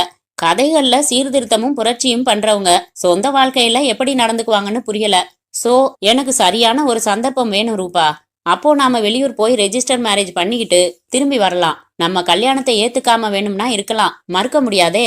ஏத்துக்கிட்டா இங்கே இருக்கலாம், இல்லன்னா நாம ஊரை விட்டு வெளியேறிடலாம். எனக்கு வெள்ளி ரூபா முக்கியம் இல்ல, இந்த தங்க ரூபா தான் முக்கியம். அவள் கன்னத்தை கிள்ளினான். எனக்கு என்னமோ இப்படி சந்திக்கிறப்பெல்லாம் கிளுகிழுப்ப விட யாராச்சும் பாத்துருவாங்களோன்னு பயந்தாங்க ஜாஸ்தியா இருக்குது நெஞ்சில. எங்க? இந்த நெஞ்சிலையா? இந்த நெஞ்சிலையா? சீ என்றாள். ஐ லவ் யூ ரூபா. நேரமாச்சுங்க, போறேன் என்றாள். எழுந்திருப்பதற்கு எந்த முயற்சியும் பண்ணுவதாக தெரியவில்லை. கைகளால் அவன் தலையை கோதி கொண்டிருந்தாள். இடையை நோக்கி நகர்ந்த அவன் விரல்களை தடுத்து என்றாள். உடலை முறுக்கி கொண்டு நகர்ந்து கொண்டாள். தாவணியை சரி செய்து கொண்டு கொலுசுகள் சிரிக்க எழுந்து நின்றாள். படுத்திருந்த சந்திரகுப்தா எழாமல் புரண்டு கொலுசுகளோடு சேர்த்து கால்களை பிடித்து கொண்டு ஊன்றி எழுந்து இடையில் முத்தமிட்டான். மூடு இல்லன்னு சொல்லிட்டு ச ஓவருங்க நீங்க என்று விலகினாள். ஓகே ரூபா, நாளைக்கு வேணாம், நாளான்னைக்கு பார்க்கலாம். அப்போ வரட்டுமா? ராஜுவ ராத்திரி 8:30 மணிக்கு ஆபீஸ்ல நான் மட்டும்தான் இருப்பேன், வந்து பார்க்க சொல்லு. இது கடைசி தடவையா இருக்கட்டும்னு சொல்லி வை அவங்கிட்ட. சந்திரகுப்தா வந்த பாதையில் நடந்தான். பழுப்பு நிறத்தில் வானம் இருண்டு கொண்டிருந்தது. ரூபா அவன் தலை மறையும் வரை பார்த்து கொண்டிருந்து விட்டு நடந்தாள். சற்று தூரம் நடந்ததும் குறுக்கே ஒரு சைக்கிள் நிறுத்தப்பட்டு அவள் போகும் பாதை மறைக்கப்பட்டிருந்தது. நிமிர்ந்தாள். சற்று தள்ளி ராஜு கையை குவித்து கஞ்சா அடைத்த சிகரெட்டை இழுத்துக்கொண்டே கிட்டே வந்தான். என்னம்மா ராணி, அந்தப்புறம் போய் திரும்பியாச்சா? சி, ஒரு அண்ணன் நாட்டம் பேசு ராஜு. நீ ஒரு கல்யாணமாகாத பொண்ணு மாதிரி நடந்துகிட்டா நானும் அண்ணன் நாட்டம் நடந்துக்குவேன். முளைச்சு 3 இலை விடல, காதல் கேக்குது உனக்கு.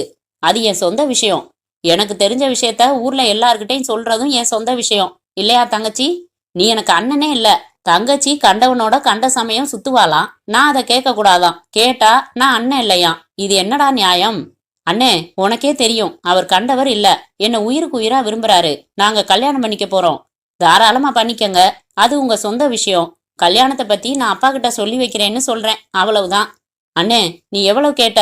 உன் வாயை மூடிக்கிட. பம்பாய் டெல்லின்னு ஒரு டூர் போயிட்டு வந்துடணும்னு திட்டம் ரூபா. ஒரு 5000த்துல செலவுகளை அட்ஜஸ்ட் பண்ணிக்கிறேன். வெறுப்பாய் பார்த்தாள் அவனை. ராஜு கண்களை மறைத்த முடிகளை ஒதுக்கி விட்டு கொண்டான். சொல்லிட்டேன், ராத்திரி 8:30 மணிக்கு ஆபீஸுக்கு போய் வாங்கிக்க. தேங்க்ஸ் ரூபா. இதான் கடைசி தடவை, புரிஞ்சுதா? எது கடைசி தடவை? நீங்க சந்திக்கிறதா? இல்ல, நீ இனிமே பணம் கேட்டு தொந்தரவு பண்ணக்கூடாது. டூர் போயிட்டு வந்து அதை பத்தி பேசலாம். வீட்டுக்கு போலாம் வா, பின்னாடி சைக்கிள்ல உட்காரு. பரவாயில்ல, நான் நடந்தே வரேன். நடந்தாள். அத்தியாயம் 8. ஜோசப் தன் மடியில் தலையணையை வைத்திருந்தார். படுக்கை விரிப்பு பூராவும் ரோஸ் நிற மலர்கள் அச்சடிக்கப்பட்டு இருந்தன. கைலியும் பனியனும் அணிந்திருந்தார். படுக்கைக்கு அருகே ஸ்டூல் மேல் வாட்டர் ஜக்கும் பிராந்தி பாட்டிலும் கிளாஸும் மிக்சரும் ஆஸ்ட்ரேயும் இருந்தன. எதிரே சாய்வு நாற்காலியில் யூசுப் நுனியில் உட்கார்ந்திருந்தார். கழுத்தை சுற்றி மஃப்ளர் போட்டிருந்தார். படுக்கைக்கு அருகில் ஒரே ஒரு ஜன்னல் கதவு மட்டும் திறந்திருந்தது. அதன் வழியாக நீல் செவ்வகத்தில் இருட்டு தெரிந்தது. செமத்தியா மழை வரும்னு எதிர்பார்க்கிறேன் என்றார் ஜோசப். ஆமா சார், இந்த வீடு வசதியா இருக்கா உங்களுக்கு? தாராளம் தாராளம். மணி என்ன ஆகுது என்று லைட்டரை எடுத்தார். 10:45 சார். சாரி, கேட்க விட்டுட்டேன். சாப்பிட்றீங்களா என்று பாட்டிலை காட்டினார் ஜோசப். இல்ல, நான் குடிக்கிறதில்ல. நீலகிரிஸ்ல சர்வீஸ் பண்ற ஆட்கள்ல இப்படி சொன்ன வித்தியாசமான ஆள் நீங்க தான். பாராட்டுறேன். குளிருக்கு இதமா இருக்கும். சரி விடுங்க, நாம கோவிந்தா கேஸை பத்தி பேசலாம்னு தான் வர சொன்னேன்.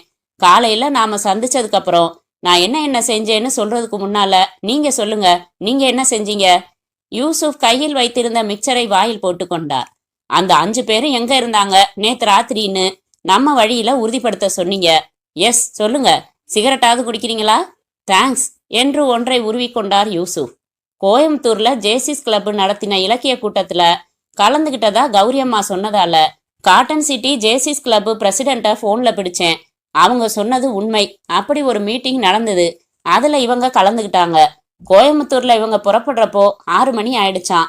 ஆகையினால சம்பவம் நடந்தப்போ அவங்க கேத்தி நோக்கி கார்ல வந்துகிட்டு இருந்தாங்கங்கிறது உண்மை. டிரைவரையும் விசாரிச்சேன். Very good Yusuf. கௌரி அம்மாவை குற்றவட்டத்துல இருந்து தூக்கி தனியா வச்சிடலாம். அப்புறம் ஊட்டி போனேன்.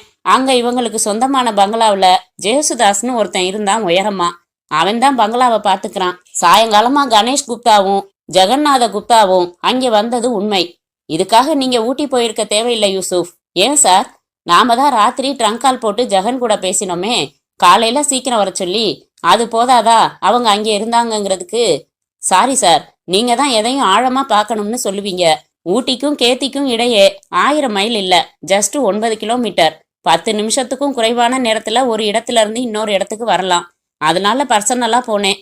ஊட்டில பங்களாவுக்கு வந்தது 5:30 மணிக்கு. கொஞ்ச நேரத்துல புறப்பட்டு ஜெகன் வெளியே போயாச்சான். 6:30 மணிக்கு வாக்கிங் போறதா சொல்லிட்டு கணேஷ் குப்தா போனாராம். ராத்திரி 2:20க்கு தான் ஜெகன் திரும்பி வந்திருக்காரு. அது வரைக்கும் கூட கணேஷ் குப்தா திரும்பி வரல. அப்புறம் இவர் போய் எங்க இருந்தோ அழைச்சிக்கிட்டு வந்தாராம். அவ்வளவு நேரம் 2 பேரும் என்ன பண்ணாங்க வெளியில? ஜெகன் ஒரு டைப்பான். பெண்கள் சகவாசம் ஜாஸ்தியான். அந்த வேலைக்காரன் அதிகம் பேச மாட்டேங்கிறான். விஷயம் கறக்கிறது கஷ்டமா இருந்துச்சு. அப்போ எவ வீட்டுக்கோ போயிட்டு அந்த டயத்துல திரும்பினார்னு வச்சுப்போம். கணேஷ் குப்தா என்ன செஞ்சாரு? கணேஷ் குப்தா தன் மனைவி விபத்துல இறந்ததுல இருந்து ஒரு மாதிரி அப்செட் ஆயிட்டாராம். எங்கேயாச்சும் உட்காந்துருக்கிறப்போ பொண்டாட்டி ஞாபகம் வந்துருச்சுன்னா அப்புறம் தலையில இடி இடிச்சா கூட அசைய மாட்டாராம். ஏறிக்கிட்ட நேத்து ராத்திரி பூரா உட்கார்ந்துருந்தாராம். தோள்களை குலுக்கி கொண்டார் ஜோசப். இது என்னப்பா வித்தியாசமான குடும்பமா இருக்கு. ஒருவன் பட்டை அடிக்கிறவன், ஒருவன் 4 வேளை பூஜை பண்றவன், ஒருவன் மென்டல், இன்னொருத்தன் சந்திரகுப்தா வெங்கடேசன்கிற ஃப்ரெண்டு வீட்டுல பேசிக்கிட்டு இருந்திருக்காரு. அப்புறம் ஆபீஸ் போயிட்டு கௌரி அம்மா திரும்பி வந்த பிறகுதான் வீட்டுக்கே வந்திருக்காரு. வெங்கடேசனுக்கு ஒரு தங்கை சார், சும்மா துரு துருன்னு என்று பல்லை கடித்து கொண்டார் யூசுப். சும்மா சொல்லுங்க யூசுப், நமக்குள்ள பதவி வித்தியாசம் மரியாதை எல்லாம் வேணாம். நாம ஃப்ரெண்ட்ஸ். கல்யாணம் ஆயிடுச்சா? இன்னும் ஆகலையாம். உங்களுக்கு ஆயிடுச்சான்னு கேட்டேன். இன்னும் இல்ல சார். முதல்ல பண்ணிக்கங்க. தண்ணியும் அடிக்க மாட்டீங்க. இந்த குளிரை எப்படித்தான் சமாளிக்கிறீங்க நீங்க? வெங்கடேசனை பார்த்து பொண்ணு கேட்கலாமா? வாப்பா உதைப்பாரா? தெரியாதனமா வாயை கொடுத்துட்டு மாட்டிக்கிட்டேன்னா. சும்மா கேலிக்கு தான் சொன்னேன். இப்ப நாம அந்த பங்களால இருக்கிற அத்தனை நபர்களையும் குற்றத்துல இருந்து விலக்கி வச்சே யோசிக்கலாம். என்ன? மத்தியானம் நான் சின்னையனை விசாரிச்சேன். கோவிந்தாவோட கொஞ்சம் ஒட்டி பழகின இன்னொரு பங்களால வேலை பார்க்குற சந்தானத்தை விசாரிச்சேன். உடுப்ப பார்த்தாலே உதறல் எடுக்கிற ரகம் அவன். இப்ப எனக்கு இந்த கொலையில ஒரே ஒரு திசை தான் தெரியுது என்று பாட்டிலில் இருந்து கிளாஸுக்கு ஊற்றி கொண்டார் ஜோசப். சோடா ஊத்திக்குவாங்களே, நீங்க ஊத்திக்கிறது இல்லையா சார்? சிரித்து கொண்டே குடித்தார் ஜோசப். கோவிந்தா கேத்திக்கு வந்த பிறகு ஏற்பட்ட விரோதி இல்ல இந்த காரியத்தை செஞ்சது. பின்ன கொலைகாரன் கோவிந்தாவோட பழைய வாழ்க்கையில இருக்கான். கோவிந்தாவை தெரிஞ்ச 21 எஸ்டேட் வேலைக்காரங்க கிட்ட ரொம்ப சுத்தமா விசாரிச்சுட்டேன். கோவிந்தா சம்பந்தப்பட்ட நபர்கள் அத்தனை பேரையும் விசாரிச்சாச்சு. அநேகமா எல்லாருமே கோவிந்தாவுக்கா இந்த நிலைமைன்னு ஆச்சரியம்தான் அடையிறாங்க. இப்போ உங்களுக்கு எதுவும் தோணலையா? புரியுது சார். என்ன புரியுது சொல்லுங்க. கோவிந்தாவை விட்டு ஓடி போன அவனோட மனைவியும் அவளை இழுத்துக்கிட்டு ஓடினா அந்த கள்ள புருஷனும் தான் இவனுக்கு வாழ்க்கையில இருக்கிற ஒரே விரோதிகள். ரொம்ப கரெக்ட். அந்த ஒரே கோணம் மட்டும்தான் நமக்கு பாக்கி இருக்கு. நமக்கு அதிகமா ரேகைகள் கிடைக்கல. போலீஸ் நாய் வேலைய நிறைய மழை பெஞ்சிருந்ததால இயற்கை கலைச்சிடுச்சு. குற்றவாளி எந்த சின்ன தடயத்தையும் விட்டு வைக்கல. ஆனா அவனை நாம பிடிச்சே ஆகணும். எதேச்சையா தன் மனைவியையும் அவனையும் கோவிந்தா சந்திச்சிருக்கணும். கேத்தியில வாக்குவாதமாகி இருக்கலாம். கோவிந்தா தன் சந்தோஷத்துக்கு இடைஞ்சல்னு தீர்மானிச்சு அவன் திட்டமிட்டிருக்கணும். யூகங்கள் நல்லா இருக்கு சார். நிரூபிக்கிறதுக்கு ரொம்ப சிரமப்படணும் நாம. கொலை செய்யற குற்றவாளி தான் இந்த இடத்துல இருக்கேன், வந்து கைது பண்ணிக்கங்கன்னு அட்ரஸ் எழுதி நமக்காக வச்சுட்டு போவான்னு எதிர்பார்க்க கூடாது யூசுப். நம்ம வேலையே சவாலான வேலை தானே. நாளைக்கு நான் சின்னையனை அழைச்சிக்கிட்டு ராமநாதபுரம் போறேன். கோவிந்தாவோட மாமனார் மாமியார் எல்லாம் அங்க இருக்காங்களாம். கோவிந்தாவோட மனைவியோட போட்டோ வேணும் எனக்கு. அவள் பேரு பரிமளம், இழுத்துக்கிட்டு ஓடினவன் பேரு ராஜாப்பா. குறிச்சுக்கங்க. நாளைக்கு ஊட்டி குன்னூர்ல அத்தனை லாட்ஜுகள்லையும் நீங்க விசாரிக்கிறீங்க. கேத்திக்கு ட்ரிப் அடிச்சுட்டு ராத்திரி 9 மணி சுமாருக்கு திரும்பின டாக்ஸிகளையும் விசாரிக்கிறீங்க. சரி சார், நீங்க சொன்னது தவிர வேற ஏதாவது கோணம் இருக்க முடியுமா சார்? வேற என்ன கோணம் நீங்க தான் சொல்லுங்களேன். அந்த சீட்டுக்கு என்ன அர்த்தம்? எந்த சீட்டு? ஓ, இது முன்னுரை சீட்டா? கொலைகாரன் இது முன்னுரைன்னு நமக்கு, அதாவது போலீஸுக்கு சொல்றான். அதாவது இது முதல் கொலைன்னு அர்த்தம்ங்கிறீங்களா? சாரி, அப்படித்தான் அர்த்தம் பண்ண வேண்டியிருக்கு. கையில் இருந்த கிளாஸை பட்டென்று டீஃபாய் மேல் வைத்தார். திரவம் கோபமாய் ஆடியது. அப்படின்னா அப்படின்னா மேலும் மேலும் கொலைகள் நடக்க போகுதுன்னு சொல்றீங்களா? நடந்துருமோன்னு பயப்படுறேன் என்று யூசுப் சொன்னபோது வீட்டின் கதவு அவசரமாக தட்டப்பட்டது. முகத்தில் கேள்விக்குறியை மாட்டிக்கொண்டு போய் கதவை திறந்தார் யூசுப். நின்று கொண்டிருந்த கான்ஸ்டபிளின் உதடுகள் துடித்து கொண்டிருந்தன. என்ன என்றார். அந்த கௌரியமா இல்ல, அந்த வேலைக்காரன் கூட செத்து போனானே? ஆமா, அவங்க பையனா, பேரு ஜெகநாத குப்தாவாம். ஊட்டில கோத்தகிரி ரோட்ல கார்ல கொலை பண்ணப்பட்டு கிடக்கிறாராம். அத்தியாயம் 9. பெரிதாக வெளிச்சம் போட்டு ரேகை தேடிக்கொண்டிருந்தார்கள் ரேகை நிபுணர்கள். ஃபியட் கார் சாலை ஓரமாய் நின்று கொண்டிருந்தது. அதன் உடம்பெங்கும் பனி நீர்ப்புள்ளிகள் வைத்திருந்தது. ஊட்டியை பார்த்து கொண்டு கோத்தகிரி சாலையில் நின்று கொண்டிருந்தது கார். அருகில் போலீஸ் ஜீப் நின்று கொண்டிருந்தது. ஜீப்பில் அமர்ந்து வயர்லெஸில் பேசிக் கொண்டிருந்தார் இன்ஸ்பெக்டர் ராம்குமார். இடுப்பில் கை வைத்து கொண்டு அவர் பேசி முடிக்க காத்திருந்தார் ஜோசப். வானம் நட்சத்திரங்களை பெருக்கி அள்ளி அப்புறப்படுத்தியிருந்தது. அருகாமை செடிகளில் வண்டுகள் பஸ்ஸர் அடித்து கொண்டிருந்தன. ஹலோ மிஸ்டர் ஜோசப், தூக்கமா? முன்னாடியே எதிர்பார்த்தோம். இல்ல, போன் வந்ததும் குவார்ட்டர்ஸுக்கு போயிருக்கான் கான்ஸ்டபிள். யூசுப் அப்பா என்னோட இருந்தாரு. இவரை தெரியுமா? கேத்தி எஸ்ஐ யூசுப் என்று அருகில் நின்ற யூசுஃபை காட்டினார். பாத்திருக்கேன் என்றார் ராம்குமார். இவர் இன்ஸ்பெக்டர் ராம்குமார். எப்போ அனுப்புனீங்க பாடிய? இப்பதான் 4 மணி ஆச்சு. டிஎஸ்பி அது வரைக்கும் இருந்துட்டு வீட்டுக்கு போனாரு. நீங்க வந்ததும் வீட்டுக்கு வர சொன்னாரு. ஒரே வீட்டு நபர்கள்ல 2வது கொலை இல்லையா? சூட்டோட சூடா டிஸ்கஸ் பண்ணணும்னாரு. எப்படி கனெக்ட் பண்றீங்க ராம்? இவர் சொந்தக்காரர், அவன் வேலைக்காரன். பட் கொலைகாரன் ஒருத்தன் தானே. என்ன சொல்றீங்க? விவரத்தை சொல்லாம குழப்பிட்டேனோ? ஜெகநாத குப்தாவோட சட்டை பாக்கெட்ல துண்டு சீட்டு ஒன்று கிடைச்சிது. சீட்டு என்ன எழுதியிருந்துச்சு? இது முதல் அத்தியாயம்னு எழுதியிருந்துச்சு. இந்த சீட்டு விவகாரத்தை வெளியில விட வேணாம்னுட்டாரு டிஎஸ்பி. அவங்க ஃபேமிலி மெம்பர்ஸ் பூரா வந்து ஆஸ்பத்திரிக்கு போய் காத்துக்கிட்டு இருக்காங்க. ஜோசப் மௌனமாக இருந்தார். சூழ்நிலை என்ன சார் என்றார் யூசுப். ஸ்டேஷனுக்கு எவனோ ஃபோன் செஞ்சான். கோத்தகிரி ரோட்ல காருக்குள்ள ஒரு ஆள் செத்து கிடக்கான்னு. உடனே வந்துட்டோம். நாங்க பார்த்தது புதுப்பினம். ரத்தம் உரைய பார்த்துக்கிட்டு இருந்துச்சு. நாங்க வர்றதுக்கு 20 நிமிஷம் முன்னாடி தான் நடந்திருக்கணும். கத்தி குத்தா? இல்ல, மண்டை பிளந்திருக்கு. பின்மண்டையில செமத்தியான அடி. கேத்தியில நடந்திருக்கிற மாதிரியே தான். வாங்க காருக்குள்ள பாருங்க. டிரைவிங் சீட்டு முழுக்க சொத சொதன்னு ரத்தம் இருந்துச்சு. அப்படியே ஸ்டியரிங்ல கவுந்த நிலையில கிடந்தாரு ஜெகன். அடாடா என்றார் ஜோசப். காரின் 4 கதவுகளிலும் ரேகை தேடப்பட்டதன் அடையாளமாக பாதரச பவுடர் திட்டுக்கள். காரின் உள் ஸ்விட்சை போட்டார் ராம்குமார். அப்பா என்றார் யூசுப். அத்தனை ரத்தம் டிரைவர் இருக்கையிலும் ஸ்டியரிங் வளைவிலும் உறைந்திருந்தது. ஸ்பீடாமீட்டர் முன் கண்ணாடியின் மேலெல்லாம் புள்ளி புள்ளியாக சிதறி இருந்தது. காருக்கு வெளியே நின்று காருக்கு உள்ள உட்கார்ந்துருக்கிற ஆள் மண்டையில இத்தனை பலத்தோட அடிக்கவே முடியாது என்றார் ஜோசப். டிஎஸ்பி சார் வந்த உடனேயே இந்த பாயிண்ட்டை சொல்லிட்டாரு. பின் இருக்கையில ஜெகனுக்கே தெரியாம பயணம் செஞ்சிருக்கான். மிரட்டி காரை நிறுத்த சொல்லி நிறுத்தினதுமே பின் இருக்கையில இருந்துகிட்டே அடிச்சிருக்கான். இறங்கி ஓடிட்டான். போன் வந்தது எத்தனை மணிக்கு ராம்? 9:50. 10 நிமிஷத்துல நாங்க வந்தாச்சு. உடனடியா நாய்கள் கொண்டாந்தோம். சேரிஸ் கிராஸ் வரைக்கும் ஓடிச்சு. அப்புறம் திணறுது. டவுன் ஹில்ல இறங்கிட்டான். ஏதோ வாகனத்துலன்னு நினைக்கிறேன். மேட்டுப்பாளையம் வரைக்கும் இன்ஃபார்ம் பண்ணிட்டோம். இறங்கி வர்ற அத்தனை வாகனங்களையும் நிறுத்தி சரியான ரீசன் இருக்கான்னு பார்க்க சொல்லியாச்சு. டாமிட், பயங்கரமா சவால் விட்டுருக்கான் நம்ம டிபார்ட்மெண்ட்டுக்கு. பத்திரமா தப்பிச்சிட்டான் ஜோசப் இது வரைக்கும்.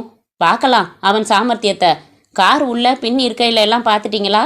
ஏதாச்சும் கண்ணை உறுத்துற மாதிரி? நத்திங். நான் பார்த்து டிஎஸ்பியும் பார்த்துட்டாரு.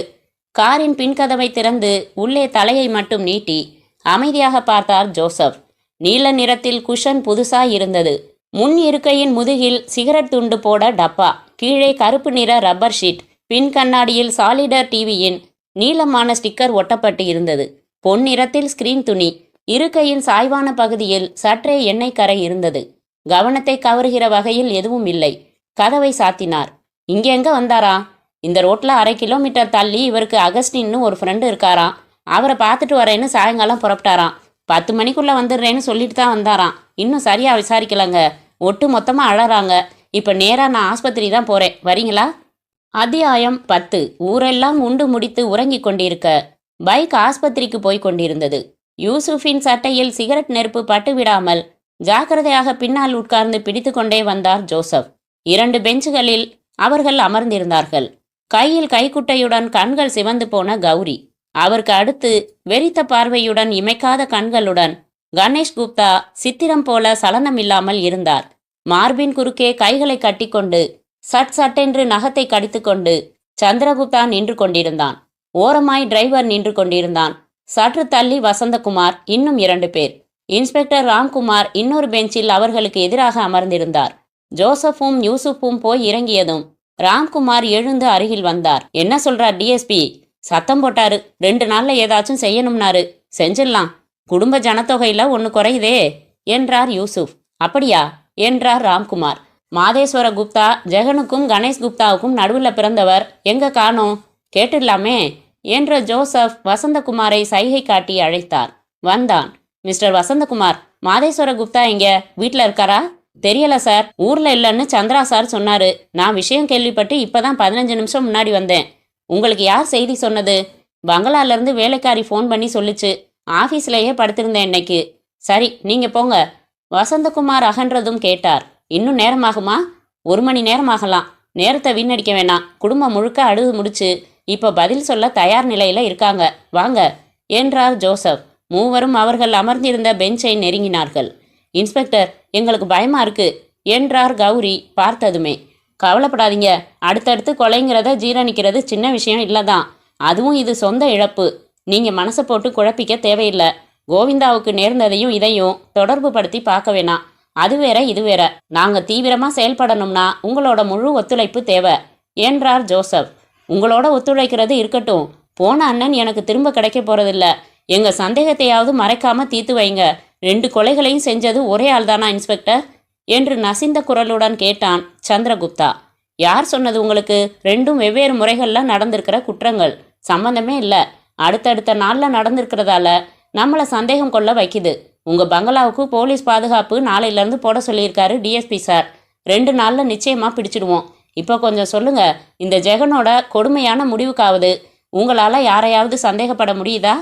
யாருன்னு சொல்றது சார்? உங்களுக்கு ஜெகனை பத்தி தெரிஞ்சா இந்த கேள்வியே கேட்க மாட்டீங்க. சதா தண்ணி போடணும், வெளியில சுத்தணும், ஊர்ல எல்லார்கிட்டையும் தகராறு, பெண்கள் சகவாசம். ஜெகனை பொறுத்தவரை அவனுக்கு வேண்டாதவங்கன்னு பெரிய லிஸ்டே போடலாம். ஓகே, எங்க உங்க பிரதர் மாதேஸ்வர குப்தா? கொஞ்ச நேரத்துல வந்துருவாரு. ஃபோன் பண்ணி சொல்லிட்டோம். எங்க போயிருக்காரு? குன்னூர். எதுக்கு? மதுரை ஆதீனம் வந்திருக்காரு குன்னூருக்கு. அதிகாலையில் அவரை தரிசனம் செஞ்சுட்டு வந்துடுறேன்னு சாயங்காலம் புறப்பட்டு போனாரு. சரி யூசுப், வாங்க போகலாம். சந்திரகுப்தா, உங்களை நாளைக்கு உங்க பங்களால பார்க்குறேன். டிஎஸ்பியும் வரேன் இருக்காரு. யூசுப் பைக்கை சீண்டினார். அகஸ்டியனுக்கு தகவல் சொல்லி அனுப்புனீங்களா? இன்னும் இல்லை, நான் சொல்லிக்கிறேன். ஜோசப் பின்னால் அமர்ந்து கொள்ள ஆஸ்பத்திரி காம்பவுண்டை விட்டு வெளியேறினார்கள் இருவரும். யூசுப், இது வித்தியாசமான கேஸ். ஆகையினால இனிமே நம்ம விசாரணை முறைகளையும் மாத்திக்கணும். நேரடியான விசாரணைகள் கதைக்கு உதவாது. யாரை நம்புறது, யாரை சந்தேகப்படுறதுன்னு புரியல. அதனால நம்மளை பொறுத்த வரைக்கும் எல்லாருமே சந்தேகத்துக்கு உரியவர்கள். கவனிச்சிங்களா? நாம் அத்தனை பேசினதுக்கு ஒரு வார்த்தை கூட பேசல அந்த கணேஷ் குப்தா என்றார் ஜோசப். அவர்தான் மென்டலி அப்செட் ஆகியிருக்கிறவராச்சே சார். திருவிளையாடல், புராணம், ஆதீனம், பூஜைன்னு அலையிற மாதேஸ்வர குப்தா எனக்கு கொஞ்சம் நெருடலா படுறாரு. ஏன் பாக்கி வைக்கிறீங்க? சந்திரகுப்தாவையும் சந்தேகப்படுவோம், கௌரி அம்மாவையும் சந்தேகப்படுவோம், டிரைவர் வசந்தகுமார், இப்படி எல்லாரையும் சந்தேகப்படலாம். அத்தியாயம் 11. 5:59க்கு ஊமையாய் இருந்த அலாரம் 6க்கு அலறியது. புரண்டு அதன் மண்டையில் கூட்டினார் ஜோசப். கைகளை கோர்த்து உயர்த்தி சோம்பல் முறித்தார். அருகில் மனைவி கேத்தரின் இவருக்கு முதுகு காட்டிக்கொண்டு படுத்திருந்தாள். புன்முறுவலுடன் அவளின் தலையை கோதிய போது வீழ்த்து கொண்டாள். தூங்கு கேத்தரின், மெதுவா எந்திரி, அவசரமில்ல, நானே டீ போட்டுக்கிறேன். ஆனாலும் எழுந்து போர்வையை நீக்கிவிட்டு சேலையை சரியாக கட்டிக்கொண்டு அறையை விட்டு வெளியேறினாள். 6:30 மணிக்கு ஜோசப் தயாராய் இருந்தார். சைக்கிளை எடுத்தார். அவசரம் இல்லாமல் மிதித்தார். சாலைகளில் பனி கலைந்து கொண்டிருந்தது. வெள்ளையாய் பனியன் ஷார்ட்ஸ் அணிந்து கொண்டு ஒருவன் டக் டக் என்று ஓடினான். சோம்பேறி சிறுவன் ஒரு சோனி குதிரையை பிடித்து கொண்டு நடந்தான். கடந்து போன டூரிஸ்ட் பஸ்ஸில் ஜன்னல் முழுக்க ஸ்கார்ப் கட்டின தலைகள். ஜோசப் கோத்தகிரி ரோடு வந்தார். ராத்திரி தென்பட மறுத்த ஏதாவது பகலில் தென்படலாம் என்கிற ஒரு நம்பிக்கையில் கொலை நடந்த இடத்தை மறுதரம் தனியாய் பார்க்கலாமே என்று அவர் புறப்பட்டிருந்தார். தற்போதுதான் விழித்த பறவைகள் குளிப்பதற்கு புறப்பட்டிருந்தன. சைக்கிளை நிறுத்தி ஓரமாக நகர்த்தி ஸ்டாண்டு போட்டார். சாலையோரத்தில் ராத்திரி ஆடாமல் இருந்த எருக்கஞ்செடி இப்போது ஆடிக்கொண்டிருந்தது. கைகளை இடுப்பில் வைத்துக்கொண்டு மெல்ல நடந்தார். இதோ ஃபியட் நின்ற இடம். இங்கேதான் போலீஸ் ஜீப் நின்றிருந்தது. சற்றே சாய்வாய் உள்ள சாலை இது. மேல் பக்கம் போனால் கோத்தகிரி, கீழ்ப்பக்கம் போனால் ஊட்டி. கொன்றவன் போனது எந்த பக்கம்? ஃபியட் கார் நின்றிருந்த இடத்துக்கு அருகே கிலோமீட்டர் கல் இருந்தது. அதன் மேல் உட்கார்ந்து கொண்டு சிகரெட்டை எடுத்தார். காற்றுக்கு தெரியாமல் பற்ற வைப்பதில் சிரமம் எடுத்துக்கொண்டார். தீக்குச்சியை எரிந்துவிட்டு நுரையீரலின் அறைகளின் கதவை திறந்து புகை அனுப்பினார். தரை முழுக்க கண்களால் மேய்ந்தார். போலீஸ் வரைந்த சாக்பீஸ் கோடுகள், உடலை வெளியேற்றிய போது சொட்டி காய்ந்த சில இரத்த துளிகள், சாலையோர மண்ணில் சில கார் டயர் அச்சுக்கள். ஜோசப் எழுந்து குனிந்த தலையுடன் கைகளை பின்பக்கம் கட்டிக்கொண்டு சற்று தூரம் நடந்தார். சிகரெட்டு துண்டை எரிந்தார். எரிந்தவர் எரிந்த திசையை உடன் வெறித்தார். அவசரமாக நெருங்கினார். பார்த்தார், குனிந்தார், எடுத்தார். உலோகத்தில் சின்னதாய் வட்டமாய் இருந்தது. குடையின் முனையில் இருக்கும் உலோக பூன் போல கொஞ்சம் பெரிதாக 50 பைசா சுற்றளவில். அது என்ன என்று அவருக்கு புரிபடவில்லை. இருக்கட்டும் என்று பேண்ட் பையில் போட்டுக்கொண்டார். மோதிரத்தை தொலைத்தவன் போல சாலையிலும் சாலை ஓரங்களிலும் 20-30 அடிகள் மௌனமாக தேடினார். பிறகு திரும்பி வந்து சைக்கிளை ஸ்டாண்ட் எடுத்தார். அவர் சக்தி எதுவும் செலுத்தாமலேயே சைக்கிள் சரிவில் வழுக்கி கொண்டு இறங்கியது. அத்தியாயம் 12. ஜெகனை எரித்துவிட்டு திரும்பி இருந்தார்கள். ஹால் முழுக்க தெரிந்தவர்களும் உறவினர்களும். பொதுவாய் அமைதி இருந்தது. சூழலில் ஒரு விரோதமான பயம் இருந்தது. சந்திரகுப்தா மாடிப்படிகள் அருகே சுவரில் சாய்ந்து கொண்டு கால்கள் இரண்டையும் நீட்டிக்கொண்டு கைகளை மார்பின் குறுக்கே கட்டிக்கொண்டு இருந்தான். உப்பு நீர் பட்டு மொரமொரப்பாய் இருந்தன கன்னங்கள். ஹாலில் போடப்பட்ட சோஃபாவில் சாய்ந்து படுத்திருந்தார் கௌரி. நிமிடத்துக்கு ஒரு தடவை விம்மல் வெடித்து கொண்டு இருந்தது. மாதேஸ்வர குப்தா யாரோ கேட்க உதட்டை பிதுக்கி உச் கொட்டி கொண்டிருந்தார். கண்களை மூடிக்கொண்டு நோ சொல்வது போல தலையை பலமாக ஆட்டிக்கொண்டிருந்தார். மாடிப்படிகள் பிரியும் இடத்தில் உள்ள மோகன்ராம் குப்தாவின் முழு உருவப்படத்திற்கு அருகாக படிகளில் உட்கார்ந்து கொண்டு படத்தின் கண்களையே வெறித்து பார்த்து கொண்டிருந்தார் கணேஷ் குப்தா. 2 கன்னங்களையும் 2 கைகள் தாங்கி கொண்டிருந்தன. டிரைவர் பாஸ்கர் ஒரு வயதானவருக்கு டபராவில் காஃபி ஆற்றி கொடுத்து கொண்டிருந்தான். வசந்தகுமார் கைகளை கட்டிக்கொண்டு உத்தரவுக்காக காத்து கொண்டிருந்தான். கீழே அமர்ந்திருந்த சந்திரகுப்தா சட்டென்று எழுந்தான். அம்மாவை அணுகினான். கொஞ்சம் தனியா பேசணும், உள்ள வாங்கம்மா. கேள்விக்குறியோடு பார்த்துவிட்டு எதுவும் கேட்காமல் எழுந்தார் கௌரி. போர்த்தியிருந்த சால்வையை சரி செய்து கொண்டார். அருகாமையில் இருந்த அறைக்குள் இருவரும் நுழைந்தனர். கதவை சாத்தி தாள் போட்ட பின்னரும் அமைதியாயிருந்தான் சந்திரகுப்தா. என்ன சந்திரா? அம்மா, நீங்க எதையோ என்கிட்ட இருந்து மறைக்கிறீங்க என்றான். என்னப்பா சொல்ற? நடந்திருக்கிற செயல் அண்ணனுக்கு மட்டும் இல்லம்மா, பின்ன நம்ம குடும்பத்துக்கே எதிரான செயல். என்ன சொல்ற? ஆமாம்மா, கோவிந்தாவை கொன்னவனும் அண்ணனை கொன்னவனும் ஒரே ஆள். உனக்கு எப்படி தெரியும்? 2 பிணங்கள்லையும் ஒரு வரி செய்தி வச்சிருக்காம்மாவே. கௌரி குழப்பமாய் பார்த்தார். நம்ம மேனேஜர் வசந்தகுமாரை விசாரிச்சப்போ ஒரு சீட்டை காட்டி இது யார் கையெழுத்து தெரியுதா பாருங்கன்னு கேட்டிருக்காங்க. அது அவர் சொன்னப்போ எனக்கு சந்தேகம் ஏற்படல. ஜெகன் சட்டப்பையிலிருந்து அதே மாதிரி ஒரு சீட்டை எடுத்து வச்சிருக்காங்கன்னு கான்ஸ்டபிள் மூலம் தெரிஞ்சுக்கிட்டேன். என்ன இருக்கு சீட்ல? கோவிந்தா பையிலிருந்து எடுத்ததுல இது முன்னுரைன்னு எழுதியிருந்துச்சான். இது முன்னுரை? ஆமா, நேத்து எடுத்த சீட்ல இது முதல் அத்தியாயம்னு எழுதியிருந்துச்சான். அர்த்தம் புரியுதா? இது முதல் அத்தியாயம், அடுத்தது 2வது அத்தியாயம். இது நம்ம குடும்பத்துக்கு எதிராக யாரோ பழிவாங்க தொடங்கியிருக்காங்கன்னு சொல்லுது. மேற்கொண்டு கற்பனை செய்யறதுக்கே எனக்கு பயமா இருக்கு. கௌரி அதிர்ந்து போய் அமர்ந்திருந்தார். அம்மா சொல்லுங்க, உங்களால தான் சொல்ல முடியும். யார் அவ்வளவு தீவிரமான எதிரி நம்ம குடும்பத்துக்கு? என்ன சந்திரா, கதைகள்ல வர்ற மாதிரி கேட்குற? அப்படியெல்லாம் யாரும் இல்லப்பா. புகை இருக்கிறதுனால நிச்சயமா நெருப்பு இருக்கிறது உண்மை. நாம குடும்பத்துக்கு ஆகாத ஆசாமி யாரு? நல்லா யோசனை பண்ணி பாருங்க. எனக்கு தெரிஞ்சு யாரும் இல்ல சந்திரா. ஏற்கனவே கலங்கி போயிருக்கேன். நீ வேற என்னென்னவோ சொல்லி கலக்குறியேப்பா. உண்மை அதுதாங்கிறப்போ அதை சந்திச்சு தானேமா ஆகணும். சரி, இப்போ விட்டுடுங்க, நிதானமா யோசிங்க. ஏதாச்சும் தோணுச்சுன்னா சொல்லுங்க. சந்திரகுப்தா கதவை திறந்து கொண்டு வெளியேறினான். அத்தியாயம் 13. யூசுப் தந்தி பேப்பரை பிரித்து மடியில் போட்டிருந்தார். ராம்குமார் விரல்களில் நெட்டி முறித்தார். இது என்னன்னு 2 பேருக்குமே புரியலையா என்றார் ஜோசப். கையில் கோத்தகிரி சாலையில் கண்டெடுத்த உலோக பூன் வைத்திருந்தார். எந்த பொருளோட சம்பந்தப்பட்ட பொருள் இது? இதுக்கு தனியா உபயோகம் இல்ல என்றார் ராம்குமார். குடையோட துணியில இது மாதிரி பார்த்ததில்ல நீங்க என்றார் ஜோசப். பார்த்துருக்கேன், ஆனா அது ரொம்ப சின்ன சைஸ். இது கொஞ்சம் பெரிய சைஸ், ஒரு வாக்கிங் ஸ்டிக்கோட நுனியில. எஸ் சார், ஒரு வாக்கிங் ஸ்டிக்ல இருந்து தான் இது கழண்டு விழுந்திருக்கு. சரி, இப்ப மேல யோசிக்கலாம். கொலை நடந்த இடம் ஊட்டிக்கு எல்லை. ஆனாலும் மனிதர்கள் நடந்து போறதுக்கும் இந்த சாலையை பயன்படுத்துறாங்க. இப்ப அந்த இடத்துல இந்த பூன் கிடக்கு.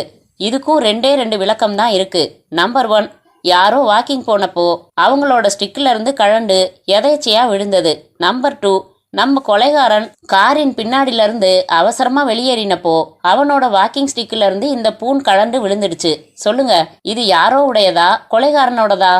நமக்கு கேஸை டெவலப் செய்ய இப்ப கிடைச்சிருக்கிற ஒரே தடயம் இதுதான். இதை நமக்கு சாதகமாகவே வச்சு பார்க்கலாம். அது கொலைகாரனோட பொருள்ல இருந்து தான் விழுந்ததுன்னு வச்சுக்கலாம். சரி, வச்சுக்கலாம். இப்போ நமக்கு கொலைகாரனை பத்தி ஒரு தகவல் கிடைச்சிருக்கு. அவன் வாக்கிங் ஸ்டிக்கு உபயோகிக்கிறவன் இருக்கலாம். இப்ப ஜெகன் கொலை பத்தி கொஞ்சம் பேசலாம். ஜெகன் கொலை செய்யப்பட்ட நேரத்துல அவர் குடும்பத்தினர் எங்க இருந்தாங்கன்னு உறுதி பண்ணிக்கிட்டோம். கணேஷ் குப்தா, சந்திரகுப்தா, கௌரி அம்மா 3 பேரும் போலீஸ் கிட்ட இருந்து ஃபோன் வந்தப்போ வீட்டில தான் இருந்தாங்க. 3 பேரும் உடனே புறப்பட்டு ஸ்பாட்டுக்கு வந்தாங்க. வீட்டில் இல்லாத நபர் மாதேஸ்வர குப்தா மட்டும்தான். குன்னூர்ல தகவல் சேகரிச்சோம். மதுரை ஆதீனம் வந்திருந்தது உண்மை. இவர் குன்னூர் போயிருந்ததும் உண்மை. ஆனா குன்னூரும் அதிக தூரத்துல இல்ல. ஊட்டிக்கு ஒரு முழு ராத்திரியில எத்தனையோ தடவை ட்ரிப் அடிக்கலாம். ஆக மாதேஸ்வர குப்தா மேல ஒரு பார்வை இருக்கட்டும். அண்ணன் தம்பிகளுக்குள்ள கொலை பண்ணிக்கிற அளவு மோட்டிவ் வேணும். அப்படியே அண்ணன் தம்பி சண்டைன்னா வேலைக்காரனும் கொலையானது ஏன்? அது அடுத்த கட்டம். முதல்ல மாதேஸ்வர குப்தாவோட ரூம்ல பூன் இல்லாத வாக்கிங் ஸ்டிக்கு இருக்குதான்னு ஆராயணும். மாதேஸ்வர குப்தாவை எப்படி சந்தேகப்படுறீங்க? கோவிந்தா கொலை செய்யப்பட்டப்போ பங்களாவில் தூங்கினதா அவரே சொன்னதுதான். அந்த அலிபியை வேற எப்படி நம்மால உறுதி செஞ்சுக்க முடிஞ்சுது? இப்போ குன்னூருக்கு போனது இந்த பக்தர் மட்டும்தான். அதீதமான அவரோட பக்தியே ஒரு பொய்மையை காட்டுது எனக்கு. ஓகே, மாதேஸ்வர குப்தாவோட ரூம்ல தேடிடுறேனா? வெயிட், இப்போ ஒரு குட்டி நாடகம் பண்ணலாமா என்று ஜோசப் எழுந்து முக்கால்வாசி சிகரெட்டை அணைத்துவிட்டு போனை நெருங்கினார். ஹலோ, கௌரியம்மா வீடா? பேசுறது யாரு? சந்திரகுப்தாவா? மிஸ்டர் மாதேஸ்வர குப்தாவோட பேசணும். இல்லையா? எங்க வாக்கிங்கா? இப்போ மணி காலை 11. இதான் வாக்கிங் போற நேரமா? நான் இன்ஸ்பெக்டர் ஜோசப் பேசுறேன். என்ன சொல்லுங்க. அப்படியா? Very good. இதை ஏன் இவ்வளவு தாமதமா சொல்றீங்க? பார்த்த உடனே என்கிட்ட வந்திருக்க வேண்டியது தானே. இங்க ஸ்டேஷன்ல இருக்கேன், உடனே எடுத்துக்கிட்டு வாங்க என்று வைத்தார். என்ன எடுத்துக்கிட்டு வர்றார் சந்திரகுப்தா என்றார் ராம்குமார். நேற்று ராத்திரி அவங்க அப்பா ரூம்ல புத்தக அலமாரியில அவரோட டைரி இருந்துதான், அதை எடுத்துக்கிட்டு வர்றாரு. சரி, வரட்டும். நீங்க கேட்ட மாதிரி அது என்ன 11 மணிக்கு வாக்கிங்? முதல் நாள் தம்பி செத்து போயிருந்தா மறுநாள் நாமெல்லாம் வீட்டுக்குள்ளதான் இருப்போம் என்றார் ராம்குமார். கொஞ்ச நேரத்துல மாதேஸ்வர குப்தா எங்க போனாரு, என்ன செஞ்சார்னு நமக்கு தகவல் வந்துடும். வீட்ல இருந்து யார் வெளியே போனாலும் ஃபாலோ பண்ண சொல்லி ஏற்பாடு பண்ணியிருக்கேன். அத்தியாயம் 14. 10 நிமிடத்தில் ஸ்டேஷன் உள்ளே வந்தான் சந்திரகுப்தா. கையில் கருப்பு நிறத்தில் டைரி வைத்திருந்தான். உங்களை உட்கார சொல்றது கூட எனக்கு பொறுமை இல்ல. எங்க அது என்று கை நீட்டினார் ஜோசப். சந்திரகுப்தா நாற்காலியில் அமர்ந்தான். பழைய குடும்ப பகை ஏதாச்சும் இருந்திருக்கணும்னு நான் பயப்பட்டேன். அம்மாவை கேட்டேன், அவங்களுக்கு தெரியாதுன்னுட்டாங்க. கணேஷ் அண்ணா பதில் சொல்ற நிலைமையில இல்ல. மாதேஸ்வர அண்ணாவை நான் குழப்ப விரும்பல, தனியாவே சந்திச்சேன். ராத்திரி தனியா நான் மட்டும் எங்க அப்பா ரூம்ல ஏதாச்சும் துப்பு கிடைக்குமான்னு பார்க்க போனேன். புத்தக அலமாரியில தடியான புத்தகங்களுக்கு நடுவுல இந்த 1972ஆம் வருஷத்து டைரி மட்டும் இருந்துச்சு. மற்ற டைரி எல்லாம் வரிசையா இன்னொரு இடத்துல இருந்தப்போ இது மட்டும் தனியா இருக்குதேன்னு எடுத்தேன். அங்கேயே உட்காந்து புரட்டினேன்.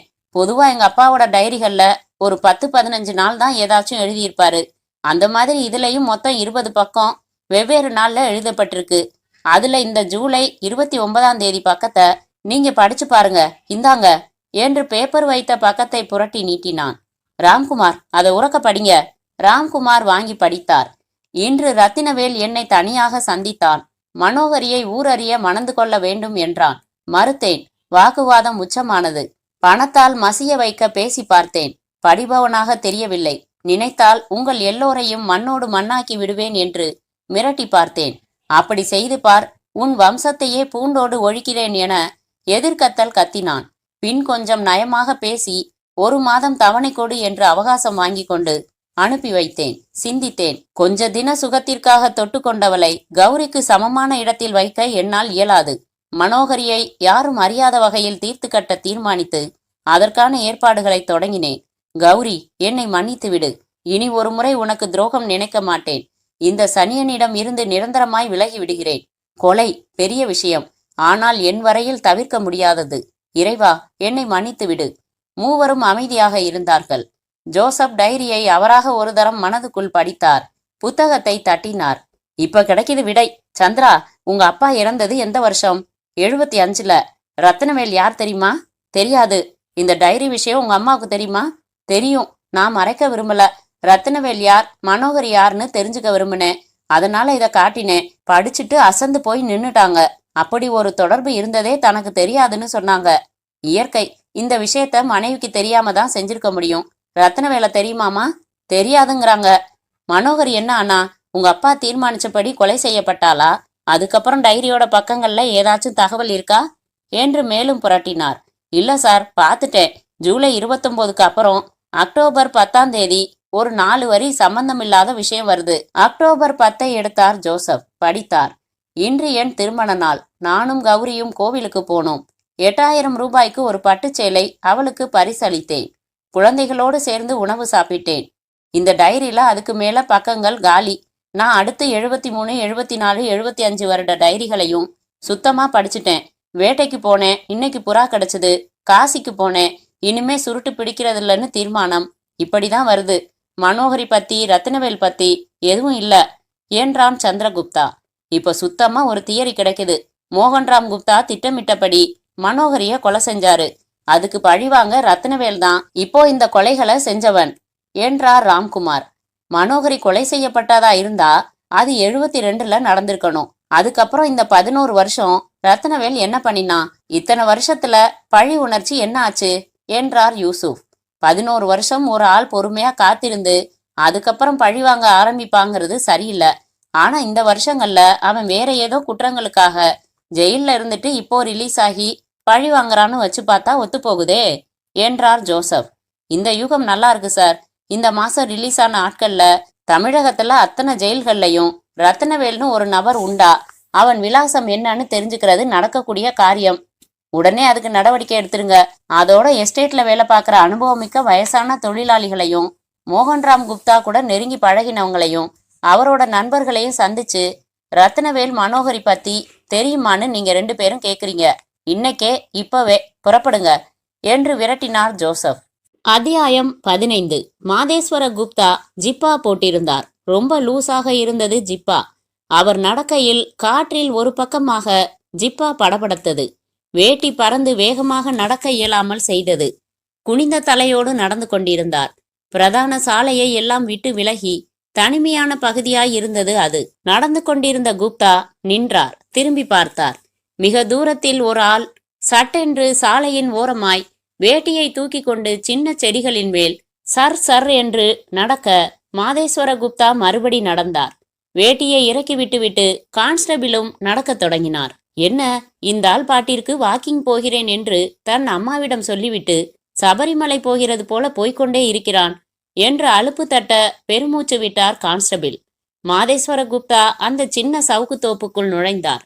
டபுள் மூச்சு விட்டுக்கொண்டு தொந்தியை ஒரு கையால் தாங்கிக் கொண்டு கான்ஸ்டபிளும் நுழைந்தார். சற்று நேரம் கழித்து மாதேஸ்வர குப்தா கொஞ்ச நேரம் நடந்துவிட்டு நிழலாய் இருந்த ஓர் இடத்தில் கால்களை நீட்டிக்கொண்டு முருகா என்று சொல்லிக்கொண்டு அமர்ந்தார்.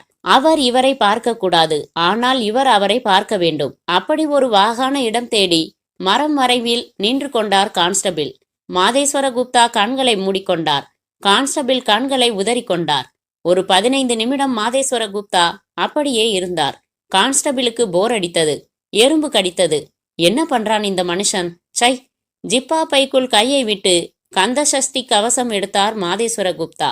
அமைதியாக படிக்கத் தொடங்கினார். 3/4 மணி நேரம் நின்று கொண்டிருந்த கான்ஸ்டபிள் கால்கள் சோர்ந்து உட்கார போன போது கான்ஸ்டபிளின் வாய் சட்டென்று நீண்ட ஒரு கரத்தால் பொத்தப்பட்டது. மற்றொரு கரம் அவர் கழுத்தில் செங்கல் வெட்டுவது போல இறங்கியது. ஒரு சத்தமும் இன்றி கான்ஸ்டபிள் விழுக்கென்று மடங்கி தரையில் விழுந்தார். இன்னமும் கந்தசஷ்டி கவசம் படித்துக் கொண்டிருந்தார் மாதேஸ்வர குப்தா. கான்ஸ்டபிளை தாண்டி நடந்தன கால்கள். பின்பக்கமாக இருந்த கைகளில் கனமான தடி ஒன்று இருந்தது. மாதேஸ்வர குப்தாவை பின்பக்கமாக அந்த நிழல் நெருங்கியது.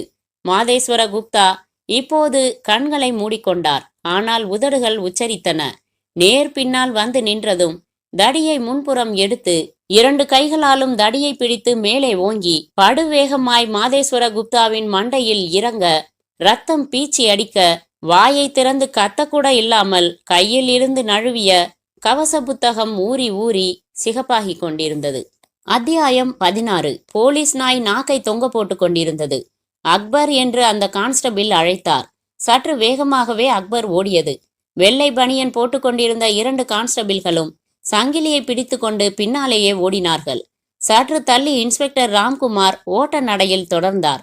சவுக்குத்தோப்பின் நிழல் குச்சி குச்சியாய் நீண்டிருந்தது. டிஎஸ்பி இமானுவேல் ராஜின் கண்கள் மிக சிவந்திருந்தன. சாவகாசமா இட்லி திங்கிற மாதிரி இந்த 3வது கொலைய பண்ணியிருக்கான். நீங்கள்லாம் விரல் சப்பிக்கிட்டு உட்கார்ந்துட்டு இருக்கீங்க என்றார் ஜோசப்பை பார்த்து. ஜோசப் மாதேஸ்வர குப்தாவின் உடல் தூக்கப்படுவதை பார்த்து கொண்டிருந்தார். அவர் கையில் ஒரு சின்ன சீட்டு இருந்தது. மாதேஸ்வர குப்தாவின் பையில் இருந்து எடுக்கப்பட்டது அது. அதில் 2வது அத்தியாயம். ஜோசப் சூடேறி கொண்டு இருந்தார். ரத்தினவேல், கேத்திக்குள்ளே திரிகிற ரத்தினவேல், துணிச்சலாய் மறுபடி கொலை செய்கிற ரத்தினவேல், மீண்டும் மீண்டும் சீட்டு வைக்கிற ரத்தினவேல், மோகன்ராம் குப்தாவின் குடும்பத்தினரை பூண்டோடு அழிக்க கிளம்பிய ரத்தினவேல். எங்கே அவன்? எங்கே தடயம்? உண்மையில் நாம் எல்லாம் விரல் சப்பிக்கொண்டுதான் இருக்கிறோமா? ஊமையாய் நடந்தார் ஜோசப். அக்பர் இன்னும் வேகமாய் ஓடியது. ஒரு சின்ன குட்டையை நெருங்கியது. தண்ணீரின் விளிம்பில் சுற்றி சுற்றி வந்தது. கான்ஸ்டபிள் தண்ணீருக்குள் இறங்கி கைவிட்டு அலச இரத்தக்கரை படிந்த பெரிய தடி கிடைத்தது. அத்தியாயம் 17. யூசுப் மாடிப்படிகள் ஏறினார். அறைக்கதவு திறந்திருந்தது. கட்டிலில் மல்லாக்கப்படுத்தியிருந்தார் கணேஷ் குப்தா. கண்கள் கலங்களுடன் வெறித்து கொண்டிருந்தன. கட்டிலுக்கு அருகில் அவர் மனைவி ஏதோ ஒரு கேமரா லென்ஸை பார்த்து சிரித்த புகைப்படம். Excuse me mister Ganesh Gupta. கண்களை நகர்த்தி இவரை பார்த்துவிட்டு பின் மறுபடி பழையபடி விட்டத்தில் பள்ளியை பார்த்தார். யூசுப் ஸ்டூலை இழுத்து கட்டில் அருகில் போட்டுக்கொண்டு உட்கார்ந்தார். என்ன கேள்வி கேட்க போறீங்களா? கணேஷ் குப்தாவின் குரல் சூடாக இருந்தது. 2-3 சின்ன கேள்விதான். பதில் சொல்லிட்டா ஜெகனையும் மாதேஸ்வரனையும் கொண்டாந்து நிப்பாட்டிடுவீங்களா? அமைதியா பேசுங்க. கணேஷ் குப்தா எழுந்தார். மனைவியின் போட்டோவை எடுத்தார். யோ, இந்த மாதிரி ஒரு பொண்டாட்டிய முழுக்க திறந்து பாக்குறதுக்குள்ளேயே நீ பறி கொடுத்திருக்கியா? கூட பிறந்த 2 தம்பிங்களை இந்த மாதிரி முழுசா பொணமா பாத்திருக்கியா? எவன் நிச்சயிக்கிறது சாவ? எவனுக்கு இருக்கு அந்த உரிமை? என்ற கணேஷ் குப்தா சத்தம் போட்டு 3 கெட்ட வார்த்தைகள் சொன்னார். அப்புறம் ஜக்கில் இருந்து தண்ணீர் சரித்து மடக்கென்று குடித்துவிட்டு முன்போல படுத்துக்கொண்டார். யூசுப் அறையை விட்டு வெளியேறினார். அத்தியாயம் 18. ஜோசப் தண்ணீர் குடித்தார். யூசுப் வெறுங்கையுடன் திரும்பி வந்தது அவருக்கு ஏமாற்றமாக இருந்தது. இன்ஸ்பெக்டர் கஜேந்திர சின்ஹா இப்போ ஒரு புது ஆளை நோக்கி விரல நீட்டி இருக்காரு தெரியுமா? யார் சார்? Estate manager Vasanthakumar. அவனா? ஏன்? 2க்கும் இன்னும் உறுதியான விளக்கங்கள் கிடைக்கல. ஆனா mister Yusuf, Vasanthakumar walking stick உபயோகிக்கிறவன்கிறத தெரிஞ்சுக்கிட்டோம். அவரோட ரூம்ல இருந்து அவருக்கு தெரியாம அவருடைய வாக்கிங் ஸ்டிக்கை எடுத்து வர ராம்குமார் போயிருக்காரு. வரட்டும். அதே சமயம் இப்ப நீங்க கிளப்பி விட்டுருக்கிற புகையையும் நாம ஆராய்ஞ்சு தீரணும். ஜோசப் அவிழ்ந்திருந்த தன் ஷூவின் லேஸை கட்டினார். கமான் யூசுப், நாம மிஸ்டர் சின்ஹாவுக்காக ஏற்படுத்தி இருக்கிற ஆபீஸுக்கு போகலாம். இந்த நேரம் ராம்குமார் திரும்பி இருக்கலாம். வாங்க, அந்த ரிசல்ட்டை தெரிஞ்சுக்கிட்டதுக்கு அப்புறம் உங்க சந்தேகத்துக்கு வரலாம். பைக் பெட்ரோல் தின்று புகைவிட்டது. சின்ஹாவின் ஆபீஸ் வரும் வரை இருவரும் பேசவில்லை. ஏற்கனவே ராம்குமாரின் பைக் நின்று கொண்டிருந்தது. இருவரும் உள்ளே நுழைந்து தனி அறையின் கதவை தட்டி மன்னித்து கொள்ள சொல்லிவிட்டு உள்ளே வந்து உட்கார சொன்னதும் உட்கார்ந்தார்கள். சின்ஹா கையில் நீளமான வாக்கிங் ஸ்டிக் இருந்தது. மிஸ்டர் ஜோசப், என் சந்தேகம் 100% சரியா போச்சு. இந்தாங்க கைத்தடி. இந்தாங்க நீங்க கண்டெடுத்த பூன். கைத்தடியில நாம எதிர்பார்த்த மாதிரி பூன் இல்ல. பொருத்தி பாருங்க, கச்சிதமா பொருந்தது. ஜோசப் பரபரப்பாக வாங்கி பொருத்தி பார்த்து ஆச்சரியப்பட்டார். சார், இவன்தான், வசந்தகுமார் தான் குற்றவாளி. மை காட், இந்த கொலைகளை இவன் செய்ய வேண்டிய அவசியம்? ஏற்கனவே நம்ம கிட்ட பதில் இருக்கு. அந்த மனோகரி விஷயம். You mean diary? அதுல வர்றது ரத்தினவேல். புதுசா எங்க இருந்து வசந்தகுமார் வர்றான்? ராம்குமார் சொன்னார். ரத்தினவேல் தான் வசந்தகுமாரா வேலையில சேர்ந்தான்னு வச்சு பார்த்தா. அபத்தம். வசந்தகுமாருக்கு வயசு 27. மோகன்ராம் குப்தா இறந்தது 11 ஆண்டு முன்னாடி. அதாவது அவனுக்கு உங்க கற்பனைப்படி பார்த்தா அப்போ வயசு 16. உன் வம்சத்தையே அடிப்பேன்னு சவால் விடுற வயசாது. தீவிரமா பாதிக்கப்பட்டவங்க விடுற சவால்கள்ல வயசு வராது சார். அந்த அளவுக்கு அவன் அக்கா மனோகரிய இவர் இம்சப்படுத்தி இருக்கலாம். சரி, இவன் தான் மோகன்ராம் குப்தா கிட்ட சவால் விட்ட ரத்தினவேலுன்னு வச்சு பார்க்கலாம். இந்த 11 வருஷம் என்ன பண்ணினா? இதுக்கு சரியான விளக்கம் வேணுமே என்றார் சின்ஹா. என்கிட்ட விளக்கம் இருக்கு என்றார் ராம்குமார். சொல்லுங்க. காத்திருந்தான். குடும்பத்தையே பழி வாங்கணுங்கிற நெருப்பு உள்ள எரிஞ்சுக்கிட்டே இருந்துச்சு. ஆனா உடல் வலிமை, திட்டம் போடுற மூளையின் திறமை, இதையெல்லாம் வளர்த்திக்க காலம் தேவைப்பட்டது. நல்லவன் மாதிரி அதே எஸ்டேட்லயே வேலைக்கு சேர்ந்தான். காத்திருந்தான். ஆரம்பிச்சான் தன் பழிவாங்கல் காரியத்தை. வேலைக்காரன் கோவிந்தா என்ன பாவம் செஞ்சான்? சாரி, எனக்கு பதில் கிடைக்கல இந்த சந்தேகத்துக்கு. வசந்தகுமாரை பத்தி திரட்டின தகவல்களை எடுங்க மிஸ்டர் ராம்குமார். ராம்குமார் அலமாரியில் இருந்த சின்ன சின்ன போல்டர்களில் இருந்து தேடி எடுத்தார். அப்பொழுது யூசுப், சார், எனக்கு ஒரு சந்தேகம் என்றார். என்ன உங்க சந்தேகம்? சொன்னா ஆச்சரியப்படுவீங்க. நான் சந்திரகுப்தாவை சந்தேகப்படுறேன். யாரு? கடைசி பையனையா? டைரி கொண்டாந்து கொடுத்தவனையா? கேச முழுக்க விரல் நுனியில வச்சிருக்கேன் மிஸ்டர் யூசுப். கோவிந்தா கொலை செய்யப்பட்டப்போ சந்திரகுப்தா வீட்ல இல்ல, தன் ஃப்ரெண்டு வீட்ல இருந்தார்னு அலிபி இருக்கு. அதை நீங்களும் உறுதி செஞ்சிருக்கீங்க. ஜெகன் ஊட்டியில கொல்லப்பட்டப்போ கேத்தில இருந்து புறப்பட்டு வந்தாரு. சந்திரகுப்தா எல்லாரோடவும் சேர்ந்து மாதேஸ்வர குப்தா கொல்லப்பட்டப்பவும் அவர் நாம தகவல் தெரிவிச்ச பின் தான் ஸ்பாட்டுக்கு வந்தாரு என்றார் சின்ஹா. மன்னிக்கணும் சார், இந்த அலிபிகள் ரொம்ப பலவீனமானவை. கோவிந்தா கொலை செய்யப்பட்டப்போ தன் நண்பன் வீட்ல இல்லாமலே இருந்ததா சொல்ல சொல்லி நண்பனை கேட்டிருக்கலாம். ஜெகன் ஊட்டியில கொல்லப்பட்டப்போ சந்திரா கேத்தியில இருந்தது பெரிய விஷயம் இல்ல. 10 நிமிஷத்துல ஊட்டியில இருந்து கேத்தி வரலாம்.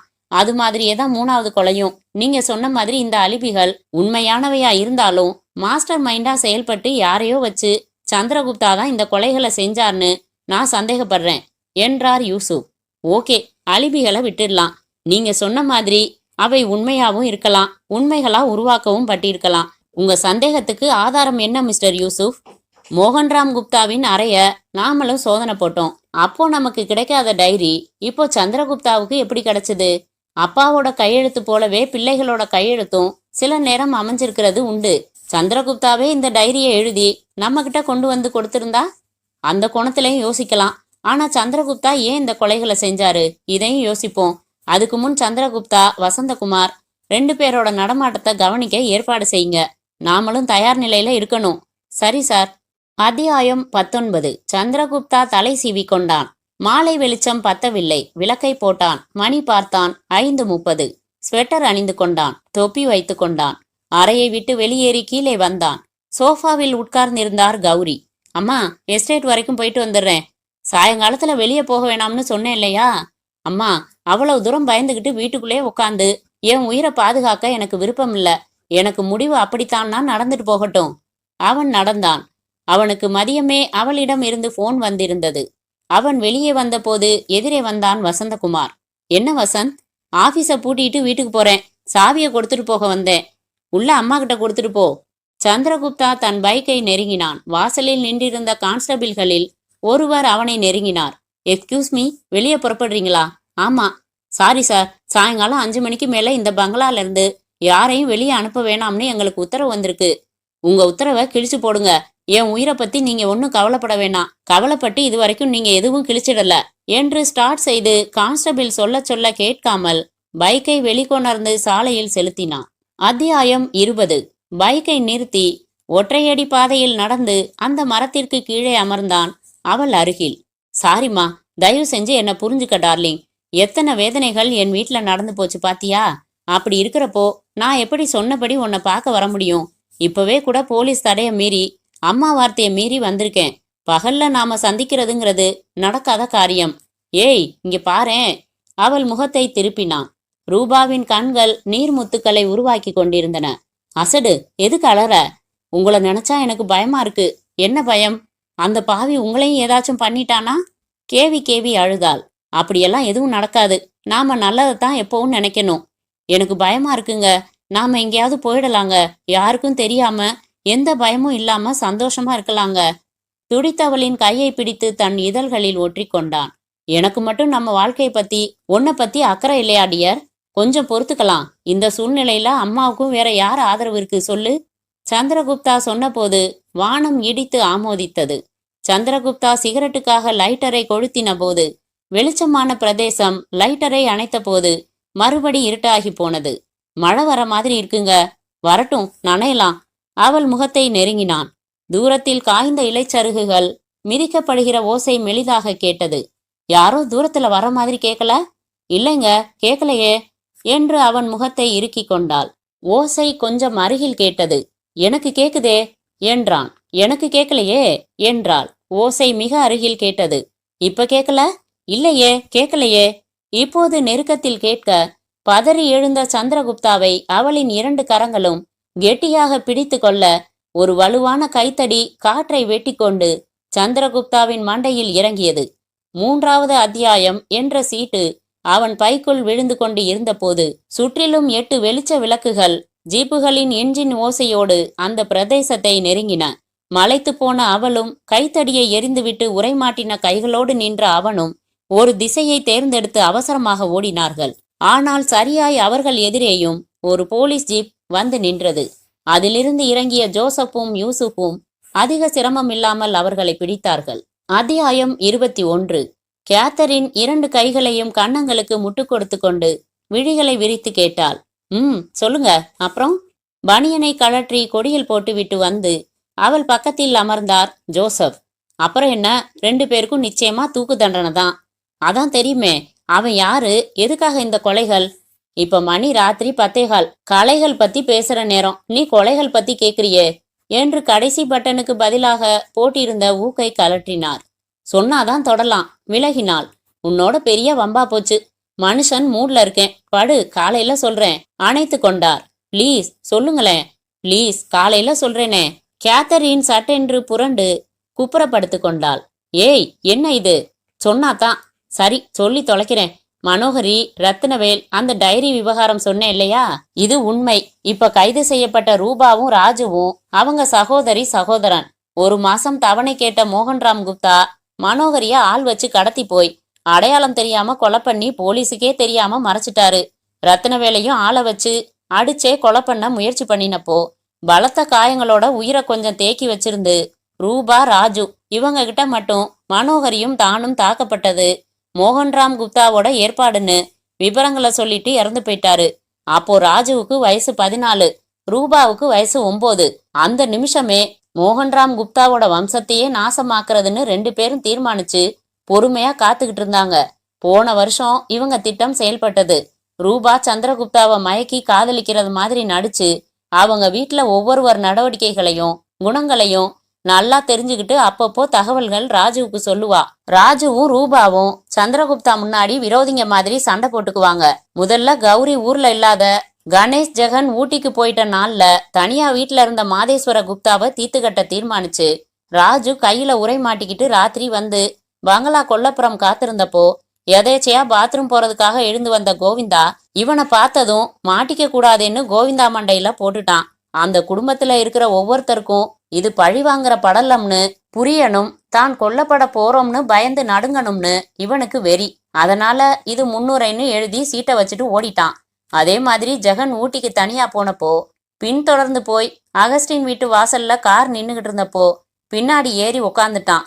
ஜெகன் புறப்பட்டு திரும்பி வர்றப்போ காரை நிறுத்த சொல்லி மண்டையில இரும்பு தடியால அடிச்சுட்டு ஓடிட்டான்.